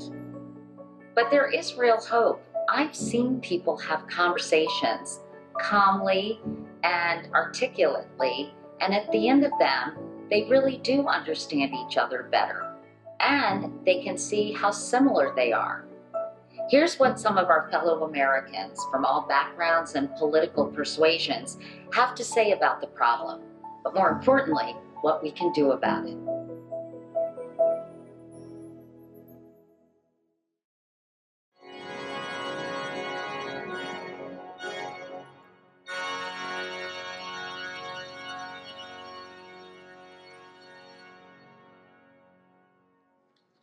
What an honor it is to be in conversation this evening with two exemplary leaders whose role is to minister to the elected leadership of our country. Finally, I am especially thrilled that once again we can host this important conversation in partnership with Keith Allred and the National Institute for Civil Discourse. The Cathedral and the Institute share a common commitment to core values and to lifting us all up to what Lincoln referred to as the better angels of our nature. I'm deeply grateful to Keith and the Institute for their friendship and for their support. One of our important programs is our Golden Rule 2020, a call for dignity and respect in politics. It's a program we launched with 20 faith leaders from across the theological and ideological spectrum and joined around the precept of the Golden Rule, and that should apply even in politics. And it has been our great honor to be partnered in much of that work with Dean Hollerith and the Washington National Cathedral.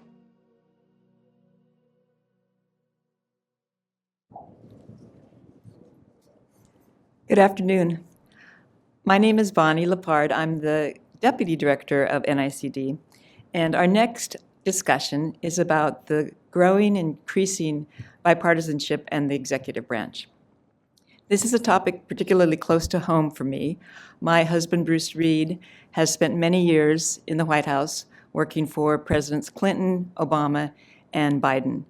I hear about these challenges daily, so I'm particularly interested in hearing what the answers will be coming from our panelists now. We're delighted to have Secretary Dan Glickman serving as our moderator this afternoon for this discussion. Secretary Glickman also serves on NICD's board. He led the Department of Agriculture with high distinction during the Clinton administration. And before that, he served in the House of Representatives for 18 years, representing Kansas. After his service in government, Secretary Glickman became the chairman of the Motion Pictures Association of America. And more recently, he's just published his memoir, Laughing at Myself, My Education in Congress, On the Farm, and at the Movies. Secretary Glickman.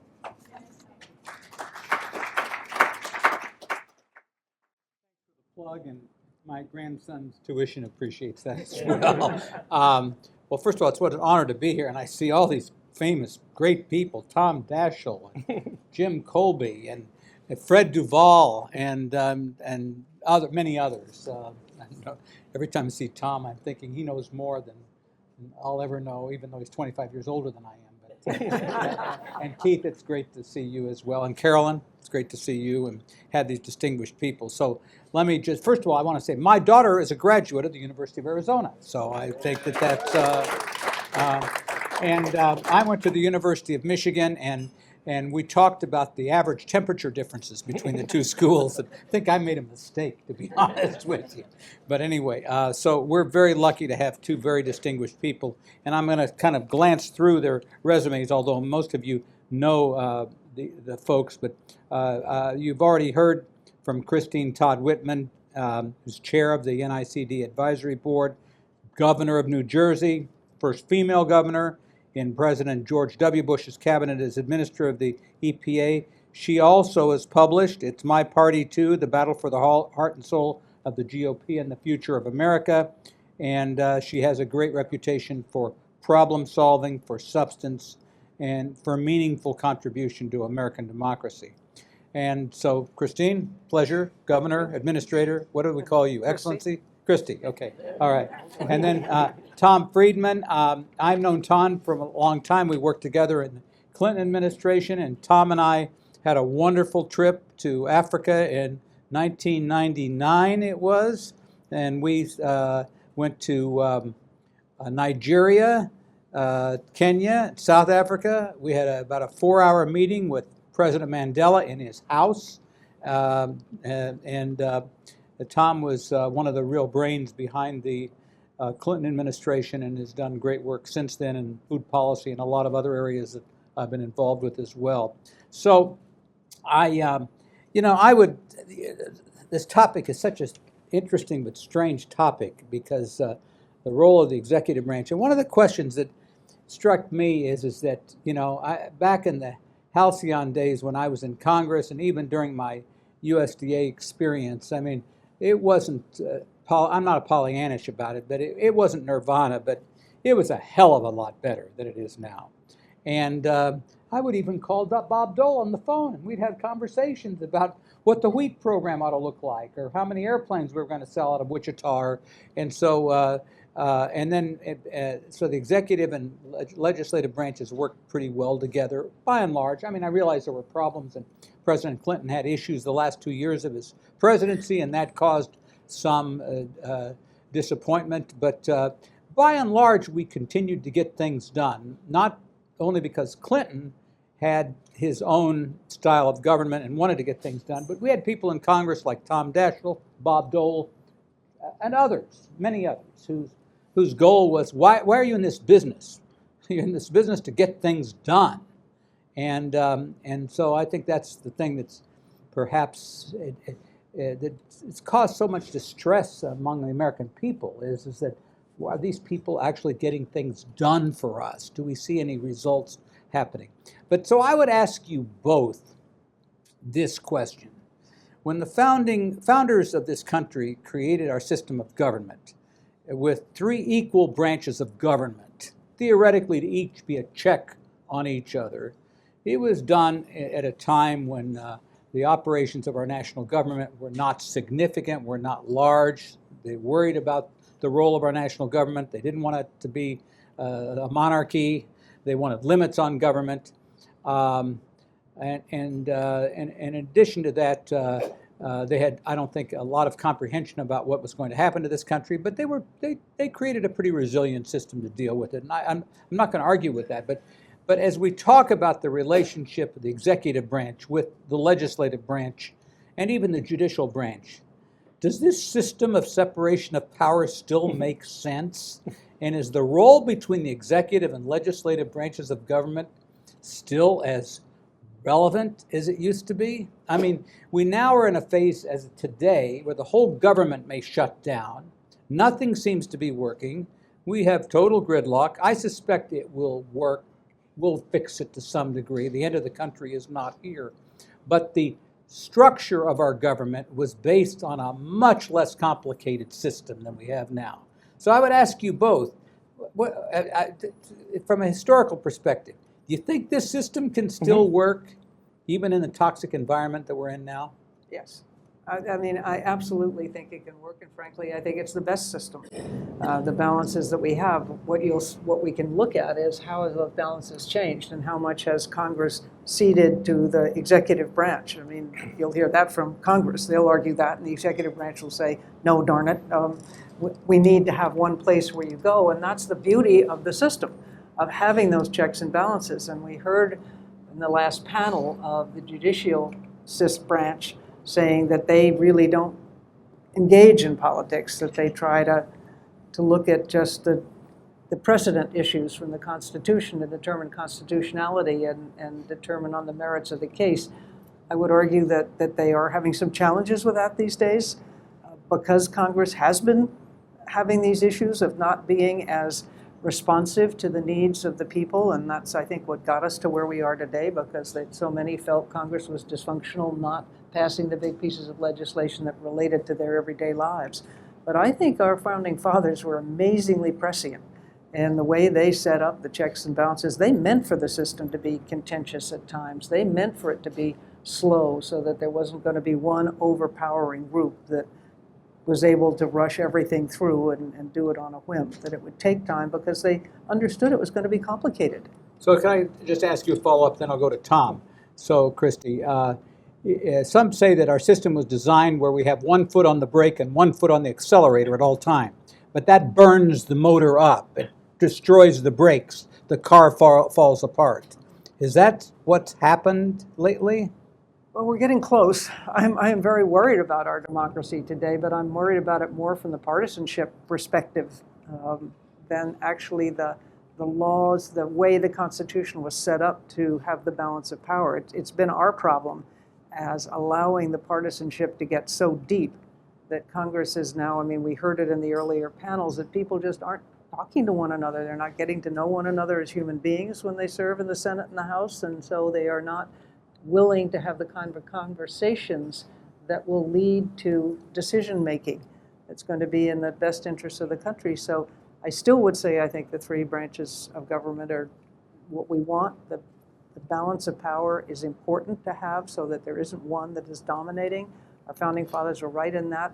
But I do think we're coming perilously close right now to a time when we might lose what we have. Tom? Yeah, I mean, first of all, you've gotten more radical, Dan, since I said let's abolish an arm of the government. I mean, I do think the founding fathers...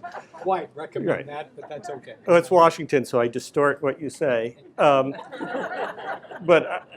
I do think that the founding fathers saw what was coming. Madison in Federalist 10 said factionism is going to be our great danger. And I look in our country and I'm cautiously, maybe naively optimistic. It's not a problem that only the United States faces. That indicates it might just not be only the structure of our government, but it challenges the people's sense of identity that's percolating up, and politics is becoming the vehicle for those kinds of tensions in our country. So that's a long-winded way of saying I do think that the system works, and Churchill's line that democracy is the worst form of government except compared to all the alternatives, I think is true if we can get through this. And I also think I talked to a political scientist when we were doing some research on polarization, and I said, this seems like the worst it's ever been. He goes, oh no, this is not the worst it's ever been. And I said, statistically, what else? And he said, well, 1860. So I didn't take that as a very positive sign. But I do think it's a country, as Warren Buffett says, don't bet against America. And I think that the system is amazingly resilient. But we agree with the governor. Like, we're at a moment where it's teetering in a way none of us, I think, foresaw.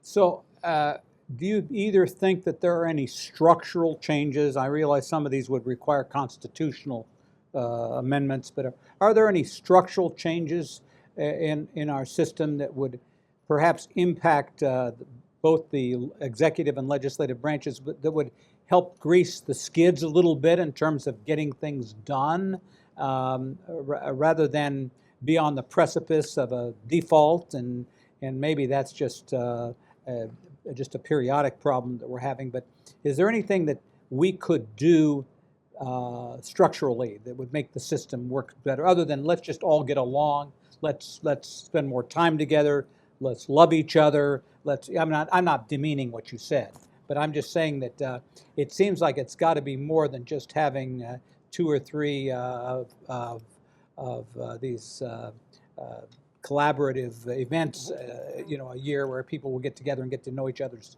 spouses, so to speak. I mean, of course it does, but I think it really rests with the kind of thing we heard again on the earlier panel that Tom was on, and with Mickey, that it's going to the changes need to be made in the House and in the Senate rules to get things moving. I think that is more than, I'm always hesitant to say, let's go for a constitutional change, because that's so difficult to accomplish. And it's always hard to keep it to the narrow, this is the one change we want to make. It's like trying to get a bill through on clean air, or to make EPA a cabinet position, because everybody wants to then change it. You can't have a clean bill. They've all got to have their piece of the action and some little thing they want to tweak. So, again, I'm hesitant to say, yes, let's change the Constitution, because I do believe that the way they set up the 3 branches is good. And to your point, we're prescient, because when Benjamin Franklin was asked, what kind of a government have you given us? He said, a republic if you can keep it. And I think more where you want to have the reforms is the reforms need to happen within the legislative branch and judicial. I mean, I was on Preet Brahara and I co-chaired a commission for the Brennan Center on the rule of law and democracy, and HR 1 and S1 incorporated a lot of those potential changes and put some guardrails around the behavior of the president and what the Congress is doing. And that's what we need to do, is put those guardrails, things that we used to take for granted, as this was common practice. This was what we always did. Kind of custom that was built into the system. And we did have one constitutional, we've had constitutional changes when when Franklin Roosevelt broke the tradition of a 2-term president. We did pass a constitutional amendment to stop that, to limit that. But when we'd had this understanding that you didn't appoint family members, that you didn't have this process, and you had John Kennedy appointed Bobby Kennedy, then we passed laws that said, okay, nepotism shouldn't happen. We've broken that recently. But those are the kinds of things that I think the changes that need to be made. Tom. Yeah, I would be a no and a yes. I think the no part to me is the way politicians and we all behave in Washington is a symptom of a larger kind of cancer in our country, and that I sort of envision it as either like a tectonic plates that we don't fully understand why people are searching for identity via politics. And is it globalization or racism? Is it economic transformation and people losing power in their lives? And that politicians and policies tend to be reactive to that. And so that members have more freedom and various leaders have more freedom to be disdainful of the traditions and the values we think of as non-polarizing. On the yes side, so for me, it's like those larger questions, like how do you have successful government, is essential for people to feel like this is our government and we're going to support it, trust it. And the numbers of people trusting in government have gone down kind of catastrophically. And how do you have successful government? On the yes side, I do think some of the structures by which people run for office, which you all are more familiar than me, I did campaign managing, but people are reacting to the way the primary systems are set up and others. And I think there are reforms you can make to make the candidates from the parties more reflective of the overall population. But that would be more legislative, really, than a constitutional change. Yeah, and a lot of that is state. I agree with you 100%. There's a lot that can be done. So I want to talk about your experiences working in the executive branch. So you both worked for presidents that I think they weren't perfect, but they did a lot of very good things. And I want you to talk a little bit about your observations, first of Clinton and then of Bush, about how they ran the executive branch and their relationships. How did they view Congress as part of their ability to get things done? Was Congress a nuisance, or did they believe that it was a constitutional imperative that they had to deal with them in a positive way? So Clinton, I can speak to Clinton a little bit, but you were inside the inner sanctum of the White House. Yeah, for better or worse. I think I would just differentiate the two bodies, because I know you're having different panels on them, that the executive branch is designed to implement the legislation, administer the legislation, propose legislation, but also fundamentally it is a unified leader of the whole country. And you have the bully pulpit, as we all say, and traditionally the president has used that to try and bring people together. That was a profound interest of the president's, and particularly at moments of crisis. And I think coming from Arkansas, he had the sensibility that there's a wide range of Americans, and how do I speak to all of them? And he'd been a governor and had some experience with legislatures and their needs mechanically. But I think he had that sense, which I think our founders intended, and most presidents have had, that I'm supposed to represent everyone, and the recognition that the House and the Senate are by nature supposed to be somewhat combative, and you're going to make deals among them and compromise. And I think he had that kind of sensibility. I was coming to him having been now Majority Leader Schumer's legislative director. That must have been an easy job. Yeah, they were both easy. Yeah. I worked in refugee camps before that, which was good training. But I think they each sort of represented the mindset of their own bodies, and he had a healthy respect. I think, as often said, President Clinton was a kind of political genius about trying to figure out how to work with folks, but we have some of the people here, like he also was very determined about how to maneuver when he had to maneuver around it, and he had a different set of political realities, I think, intentionally by the founders than the folks in Congress. So if you had to judge his greatest 2 or 3 achievements as president, particularly as they related to Congress, what would that have been in the Clinton administration?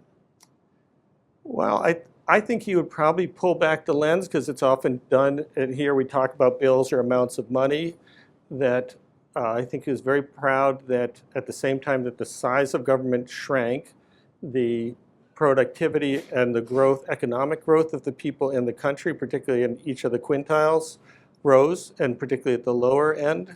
And I think those decisions, and I think, getting to our partisan question, he worked quite hard to see, are there places where I can de-escalate tension?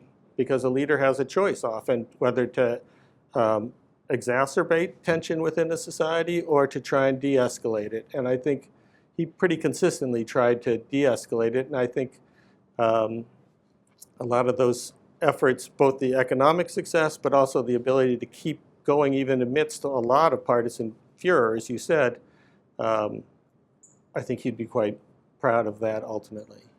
And Christie, looking at the Bush administration, President Bush, how do you think he dealt with Congress as president overall?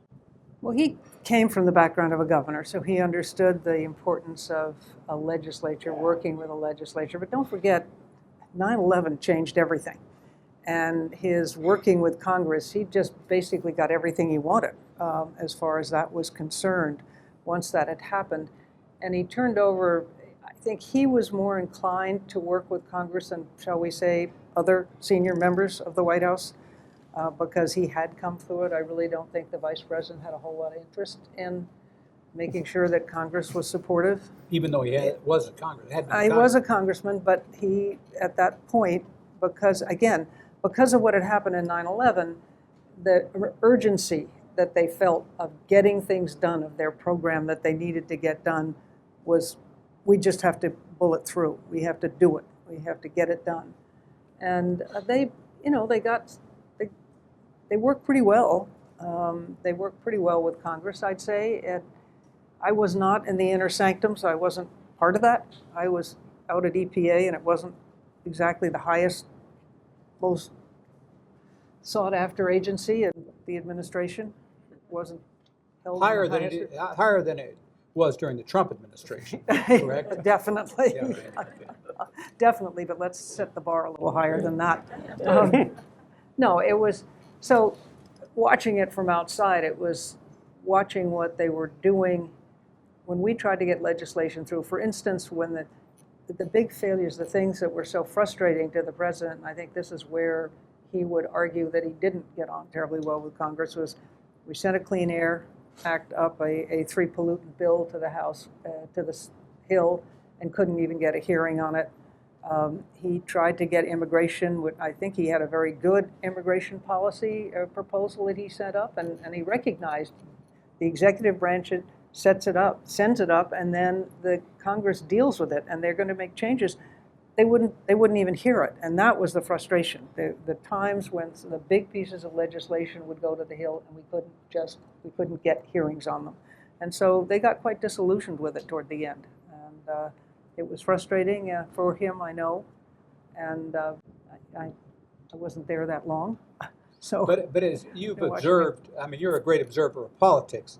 What do you think President Bush's great positives and negatives were as you look back at the years that he occupied the presidency? Well, his positives were certainly an ability to work with people when he spent time with them. When people got to know him, almost anybody, if you sat down with them, you'd have a good time. I mean, you'd like him. You'd like him. You would like him as a person. And it was also true with Clinton, too. Yeah. Both very likable people. Both were very, very likable people.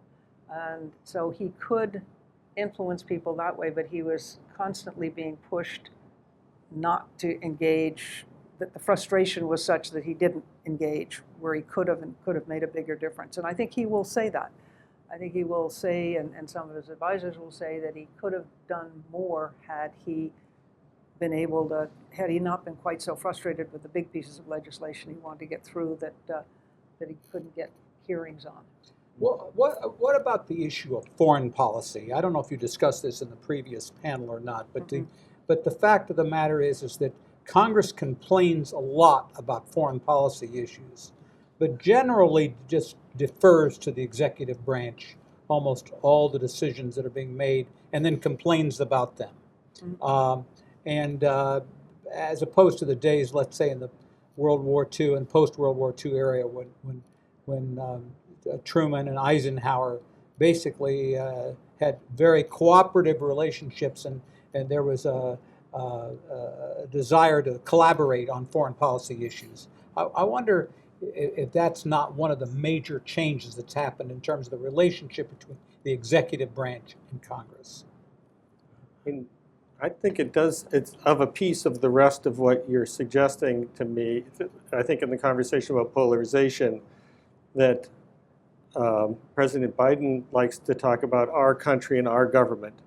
And that when you have members of Congress, particularly who've learned the political benefit, and this has probably always been true, but I think it's more true than ever, of it's their government and I am able to criticize it, that you create a dynamic on foreign policy in particular, where wherever the president does, you're just looking for the political advantage of it and you have no responsibility for it. And I think that is an attribute of delegitimizing government, where the people who are leading it are actually saying, I have nothing to do with this, I'm just going to criticize it.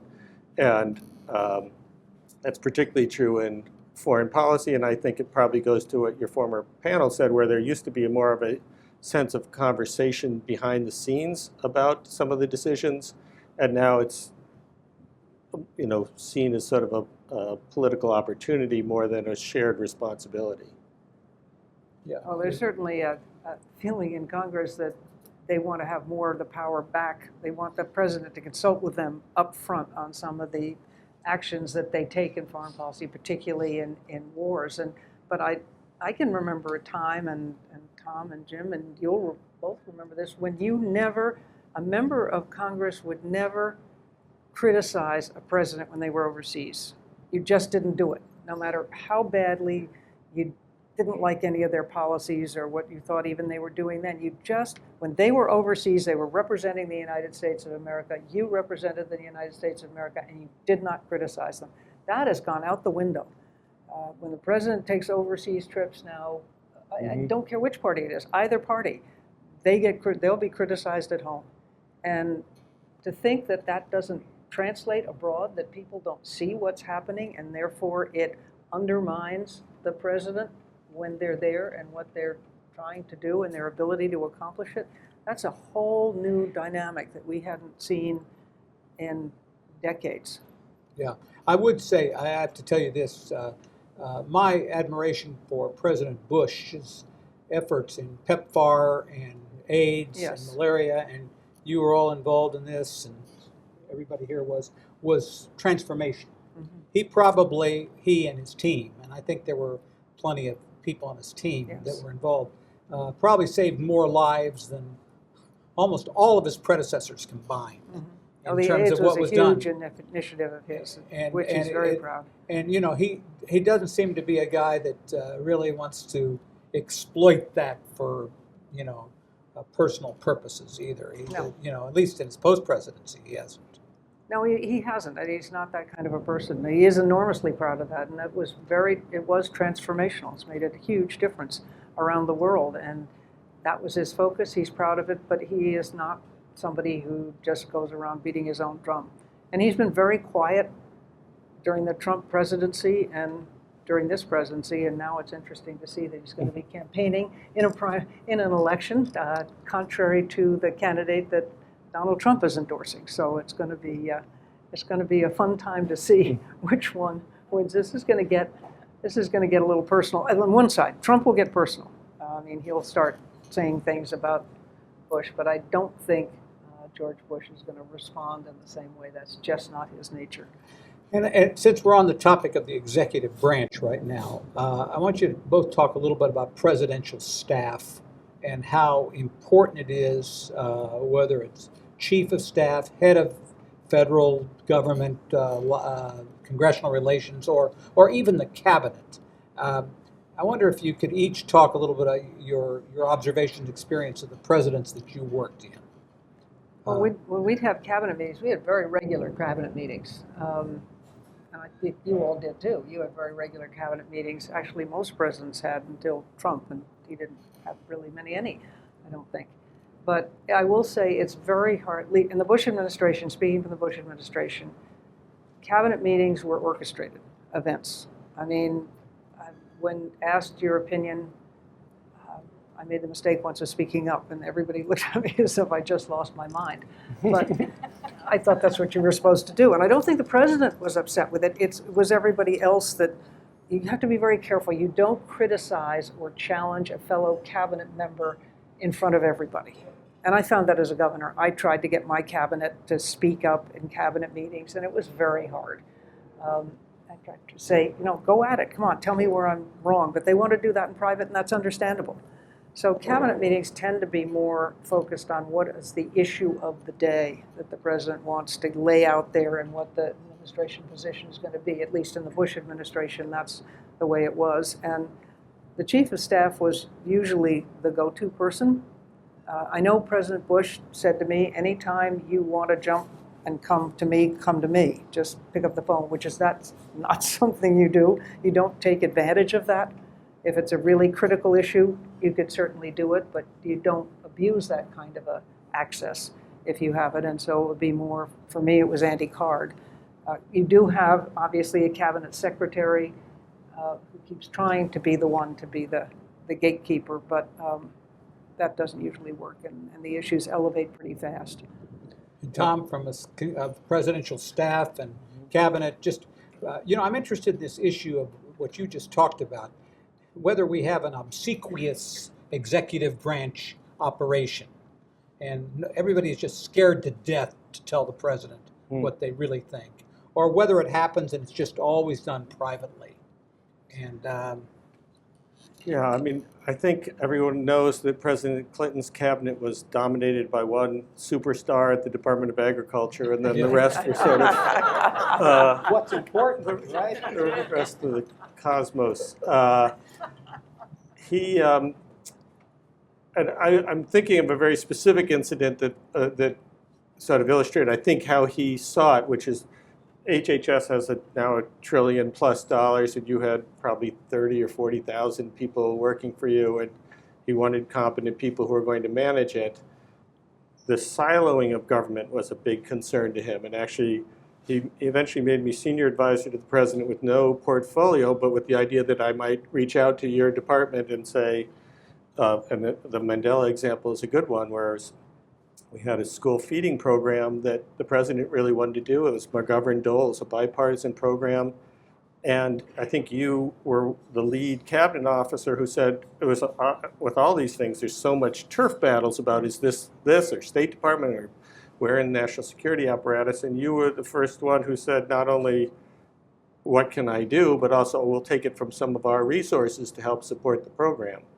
And he and other cabinet officers didn't want to, and as you recall, we had a meeting to discuss the program, and they were all, you do a meeting beforehand and a memo saying where everyone is, and the president wrote at the top of the meeting, because most people said, let's not even do the meeting. He said, I'll do this meeting any place, anytime. And by the time we got to the room, everyone was in line with your worldview that we should do this program, and we went to travel the world to try and set it up. The other funny part about that story to me was we did get to go spend this wonderful time with President Mandela, and you had been smart enough to bring a book of his, and he inscribed, I had nothing, and he inscribed it to, Dear Dan, to a world's great humanitarian, which I thought was well earned. Slight overreach, but it was very good, and I was like, I should have brought something for him to sign, otherwise, but it was, but I do think that that illustration where he would conceptualize the idea and hope the cabinet officers would work it out, and if not, sometimes we had to come and, but by and large, he was assuming the programs were being run by the cabinet officers. We'd often find, there were we had 4 female cabinet officers during my time with the Bush administration, and 3 of us had kind of overlapping responsibilities, agriculture and interior, Gail Norton. And so we'd have lunch on a regular basis and discuss issues that would impact the 3 of us. So then when we were able to tease out issues and positions, we would go and be able to present something that was all together. There were other times when I can remember being in the Roosevelt Room having some pretty contentious discussions with staff members, with the economic advisor to the president, and sometimes with the vice president chairing the meetings, and they'd get a little hot.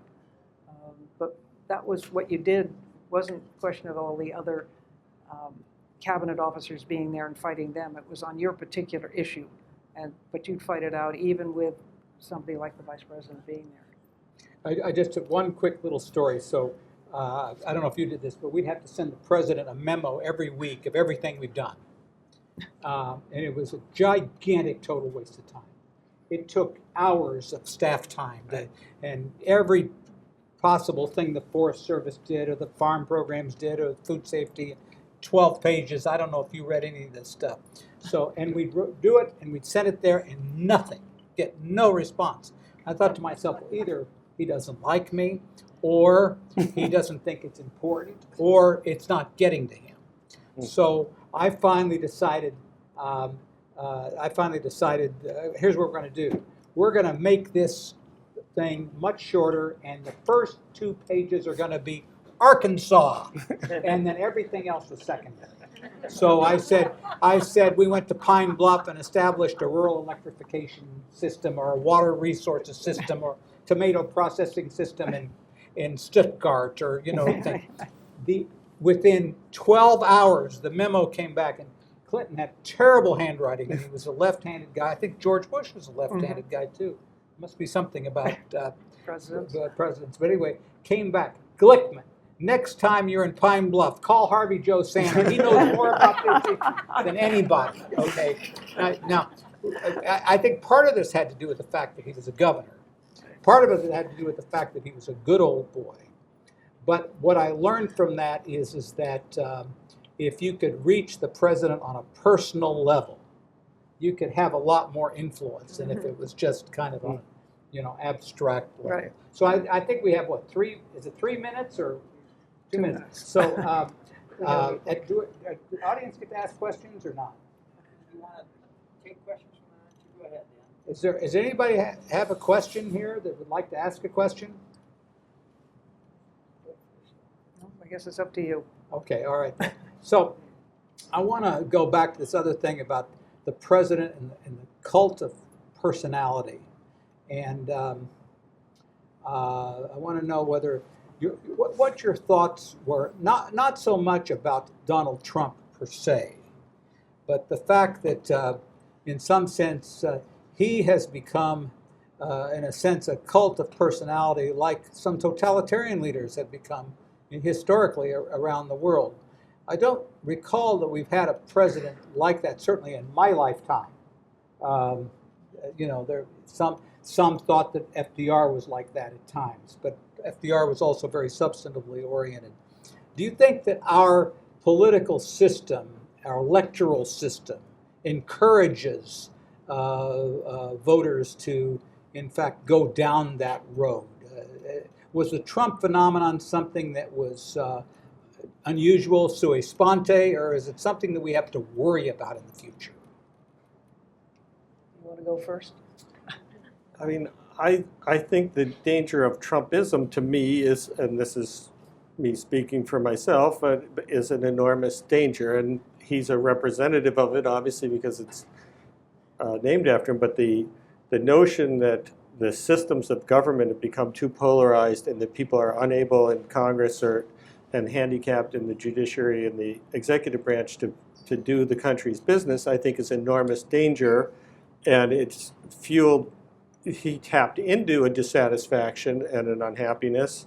And I think a media environment that allowed people to have different sources of information, whether it's in the modern technologies or the Fox Newses or others, where people are parsing out what the information they're getting, their grievances are different, and then a leader who decides to take advantage of that and divide the country has a political opportunity, and that. So I think it's always been a danger to the country, and the founding fathers said the greatest danger, and Lincoln said it too, it's going to come from within the country, probably not from without. And I think that's true. That are we going to be able to keep the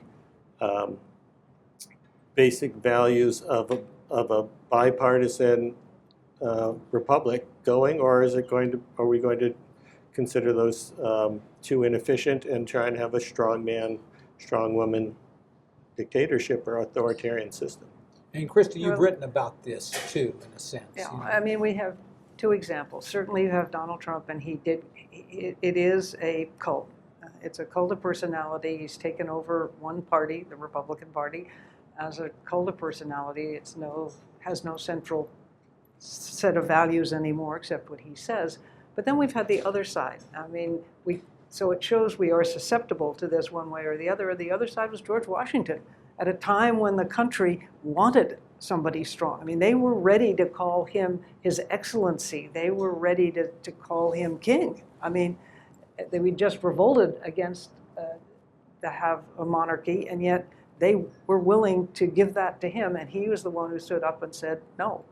After second term, no, that's how it should be. It shouldn't, but the Congress finally decided after going back and forth to just call him Mr. President, which is what he wanted. They were going to call him His Excellency and refer to him that way.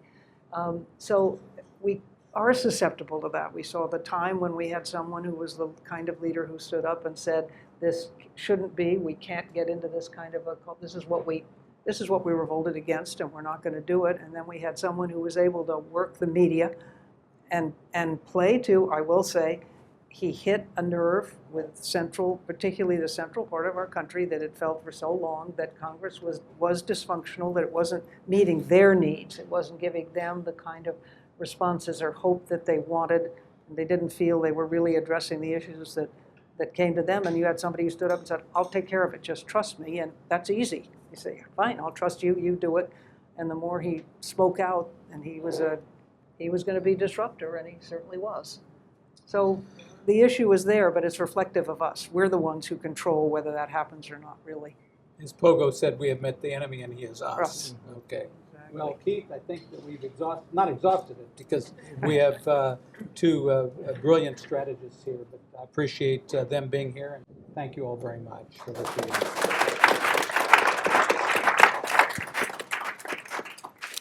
Well, thank you so much. What an excellent panel, and thank you all for your participation.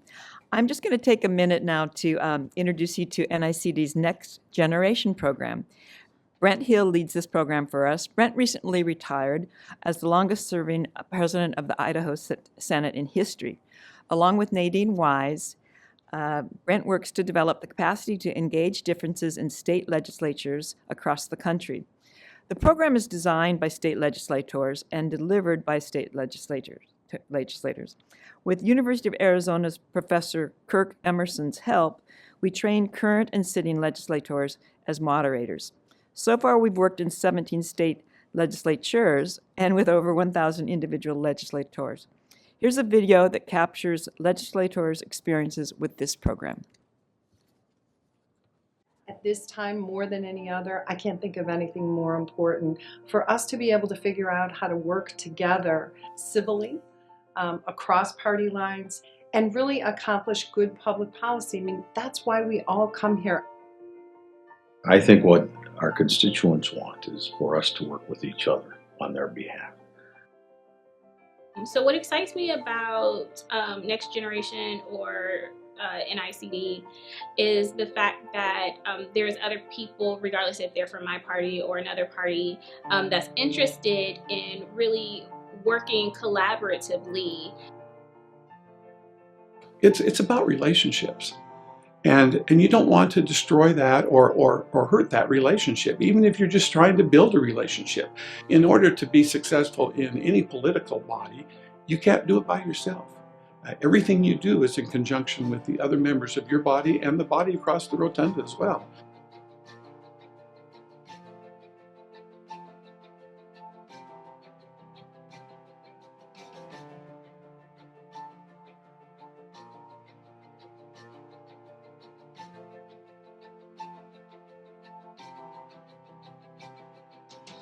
The National Institute for Civil Discourse is one of those resources that I have found very valuable to be able to go online, to make a phone call, and have resources be given to me that I can utilize in my community. I think that the NICD helps provide a sustainable structure to keep the process going and to secure each step so that we don't go backwards. The lessons I have learned here, I have been able to reach across the aisle to leadership from our last speaker and the incoming speaker.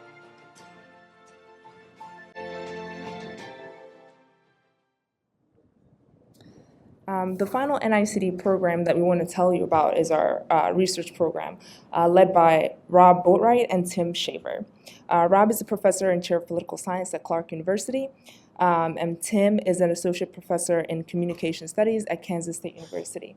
And together they lead a national interdisciplinary network of over 60 scholars conducting research on civil discourse.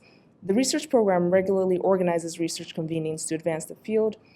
We also gather and style syllabi and pedagogical approaches to teaching students how to engage differences constructively. I'll now turn it over to Keith, Governor Whitman, and Senator Daschle to offer a few closing remarks.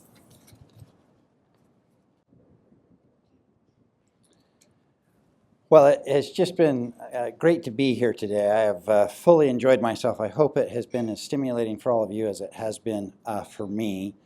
I'll just a few notes of thanks that I want to issue again. First, I want to thank University of Arizona, Regent Duvall, President Robbins, for having that vision that this was an area that needed focus, that needed some attention. 10 years ago, as we have noted throughout the afternoon, none of us knew just how challenging it was going to become as the years ensued. But it turns out to have been really important, I think, that the University of Arizona got into this space early and with Carolyn Lukensmeyer's help created a national reputation so that we could be a resource as it became an even more critical consideration. So thank you to the University of Arizona for that commitment, and thanks for the great housing that we now have in this beautiful convening space.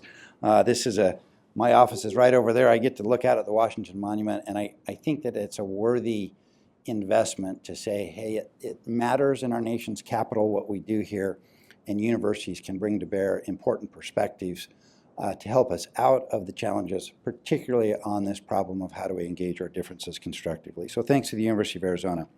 I want to also thank our board, Christie, Todd, Whitman, Tom Daschle, all the others that you've heard with, they are truly remarkable individuals. These are people who have lived what they preach, and I am just so grateful that they answered that call to stand up for the proposition that we needed to bridge our divides better than we currently are. Let's do a round of applause for our. Thank you. My deep personal thanks to the NICD staff, Carolyn Lukensmeyer, Bonnie Lepard, Deputy Director, Leslie Amiibo, our new program manager, Cheryl, who runs those two programs, the good staff, Brent Hill and Nadine Wise, who run the Next Generation program, and Rob Boatwright and Tim Schaefer, who run our research program. It's really feels to me it's sometimes a kind of a vast mission that we take on, and I'm just so deeply grateful for the staff that make that happen. Finally, I want to acknowledge our online audience. As has been customary, I think, during the COVID period, we have a larger audience online than we have here today. And that means a great deal to us that we have that engagement. Even when we get beyond COVID in a convening space like this, we're going to try to do more of these kinds of programs. But we really do believe at the National Institute for Civil Discourse that the American people will be our saving grace. The government that we get ultimately is a reflection of those people, and we talked a little bit today about whether to be optimistic or pessimistic about the future of this country. I think it is a poor bet to bet against this country because it's a poor bet to bet against the American people. They are less polarized than we are here in Washington. They're hungry for a different kind of politics, as we've seen in our programs, and it's the greatest satisfaction and the greatest restoration of faith that we have at the NICD as we engage with people from across this country. So that my thanks then to all of you in our audience here, and I'll turn it over to Christie Todd Whitman.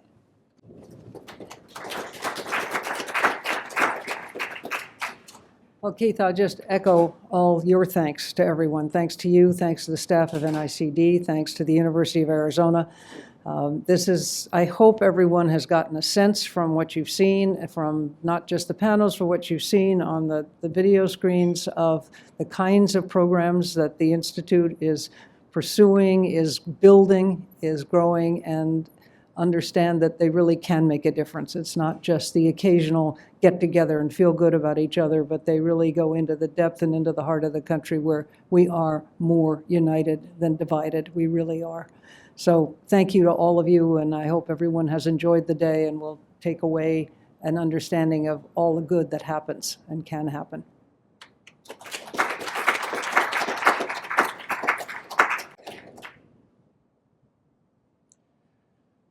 Well, I would just add my thanks as well. This has been a very productive afternoon. I don't think 10 years ago we would have ever thought that 10 years hence we would be in an afternoon session like this with as many substantive discussions about the challenges our country faces and ideas about how we address them. We may be very diverse as I look through the room with Republicans and Democrats and independents, but I think we all share a yearning for a better day, for us, for our families, for future generations. We know how difficult it's going to be, but difficulty is an excuse that history never accepts. Today, Dan mentioned his time with Nelson Mandela. He's always been a hero of mine, too. If you've not read the book, Long Walk to Freedom, it's one of the best autobiographies you'll ever read.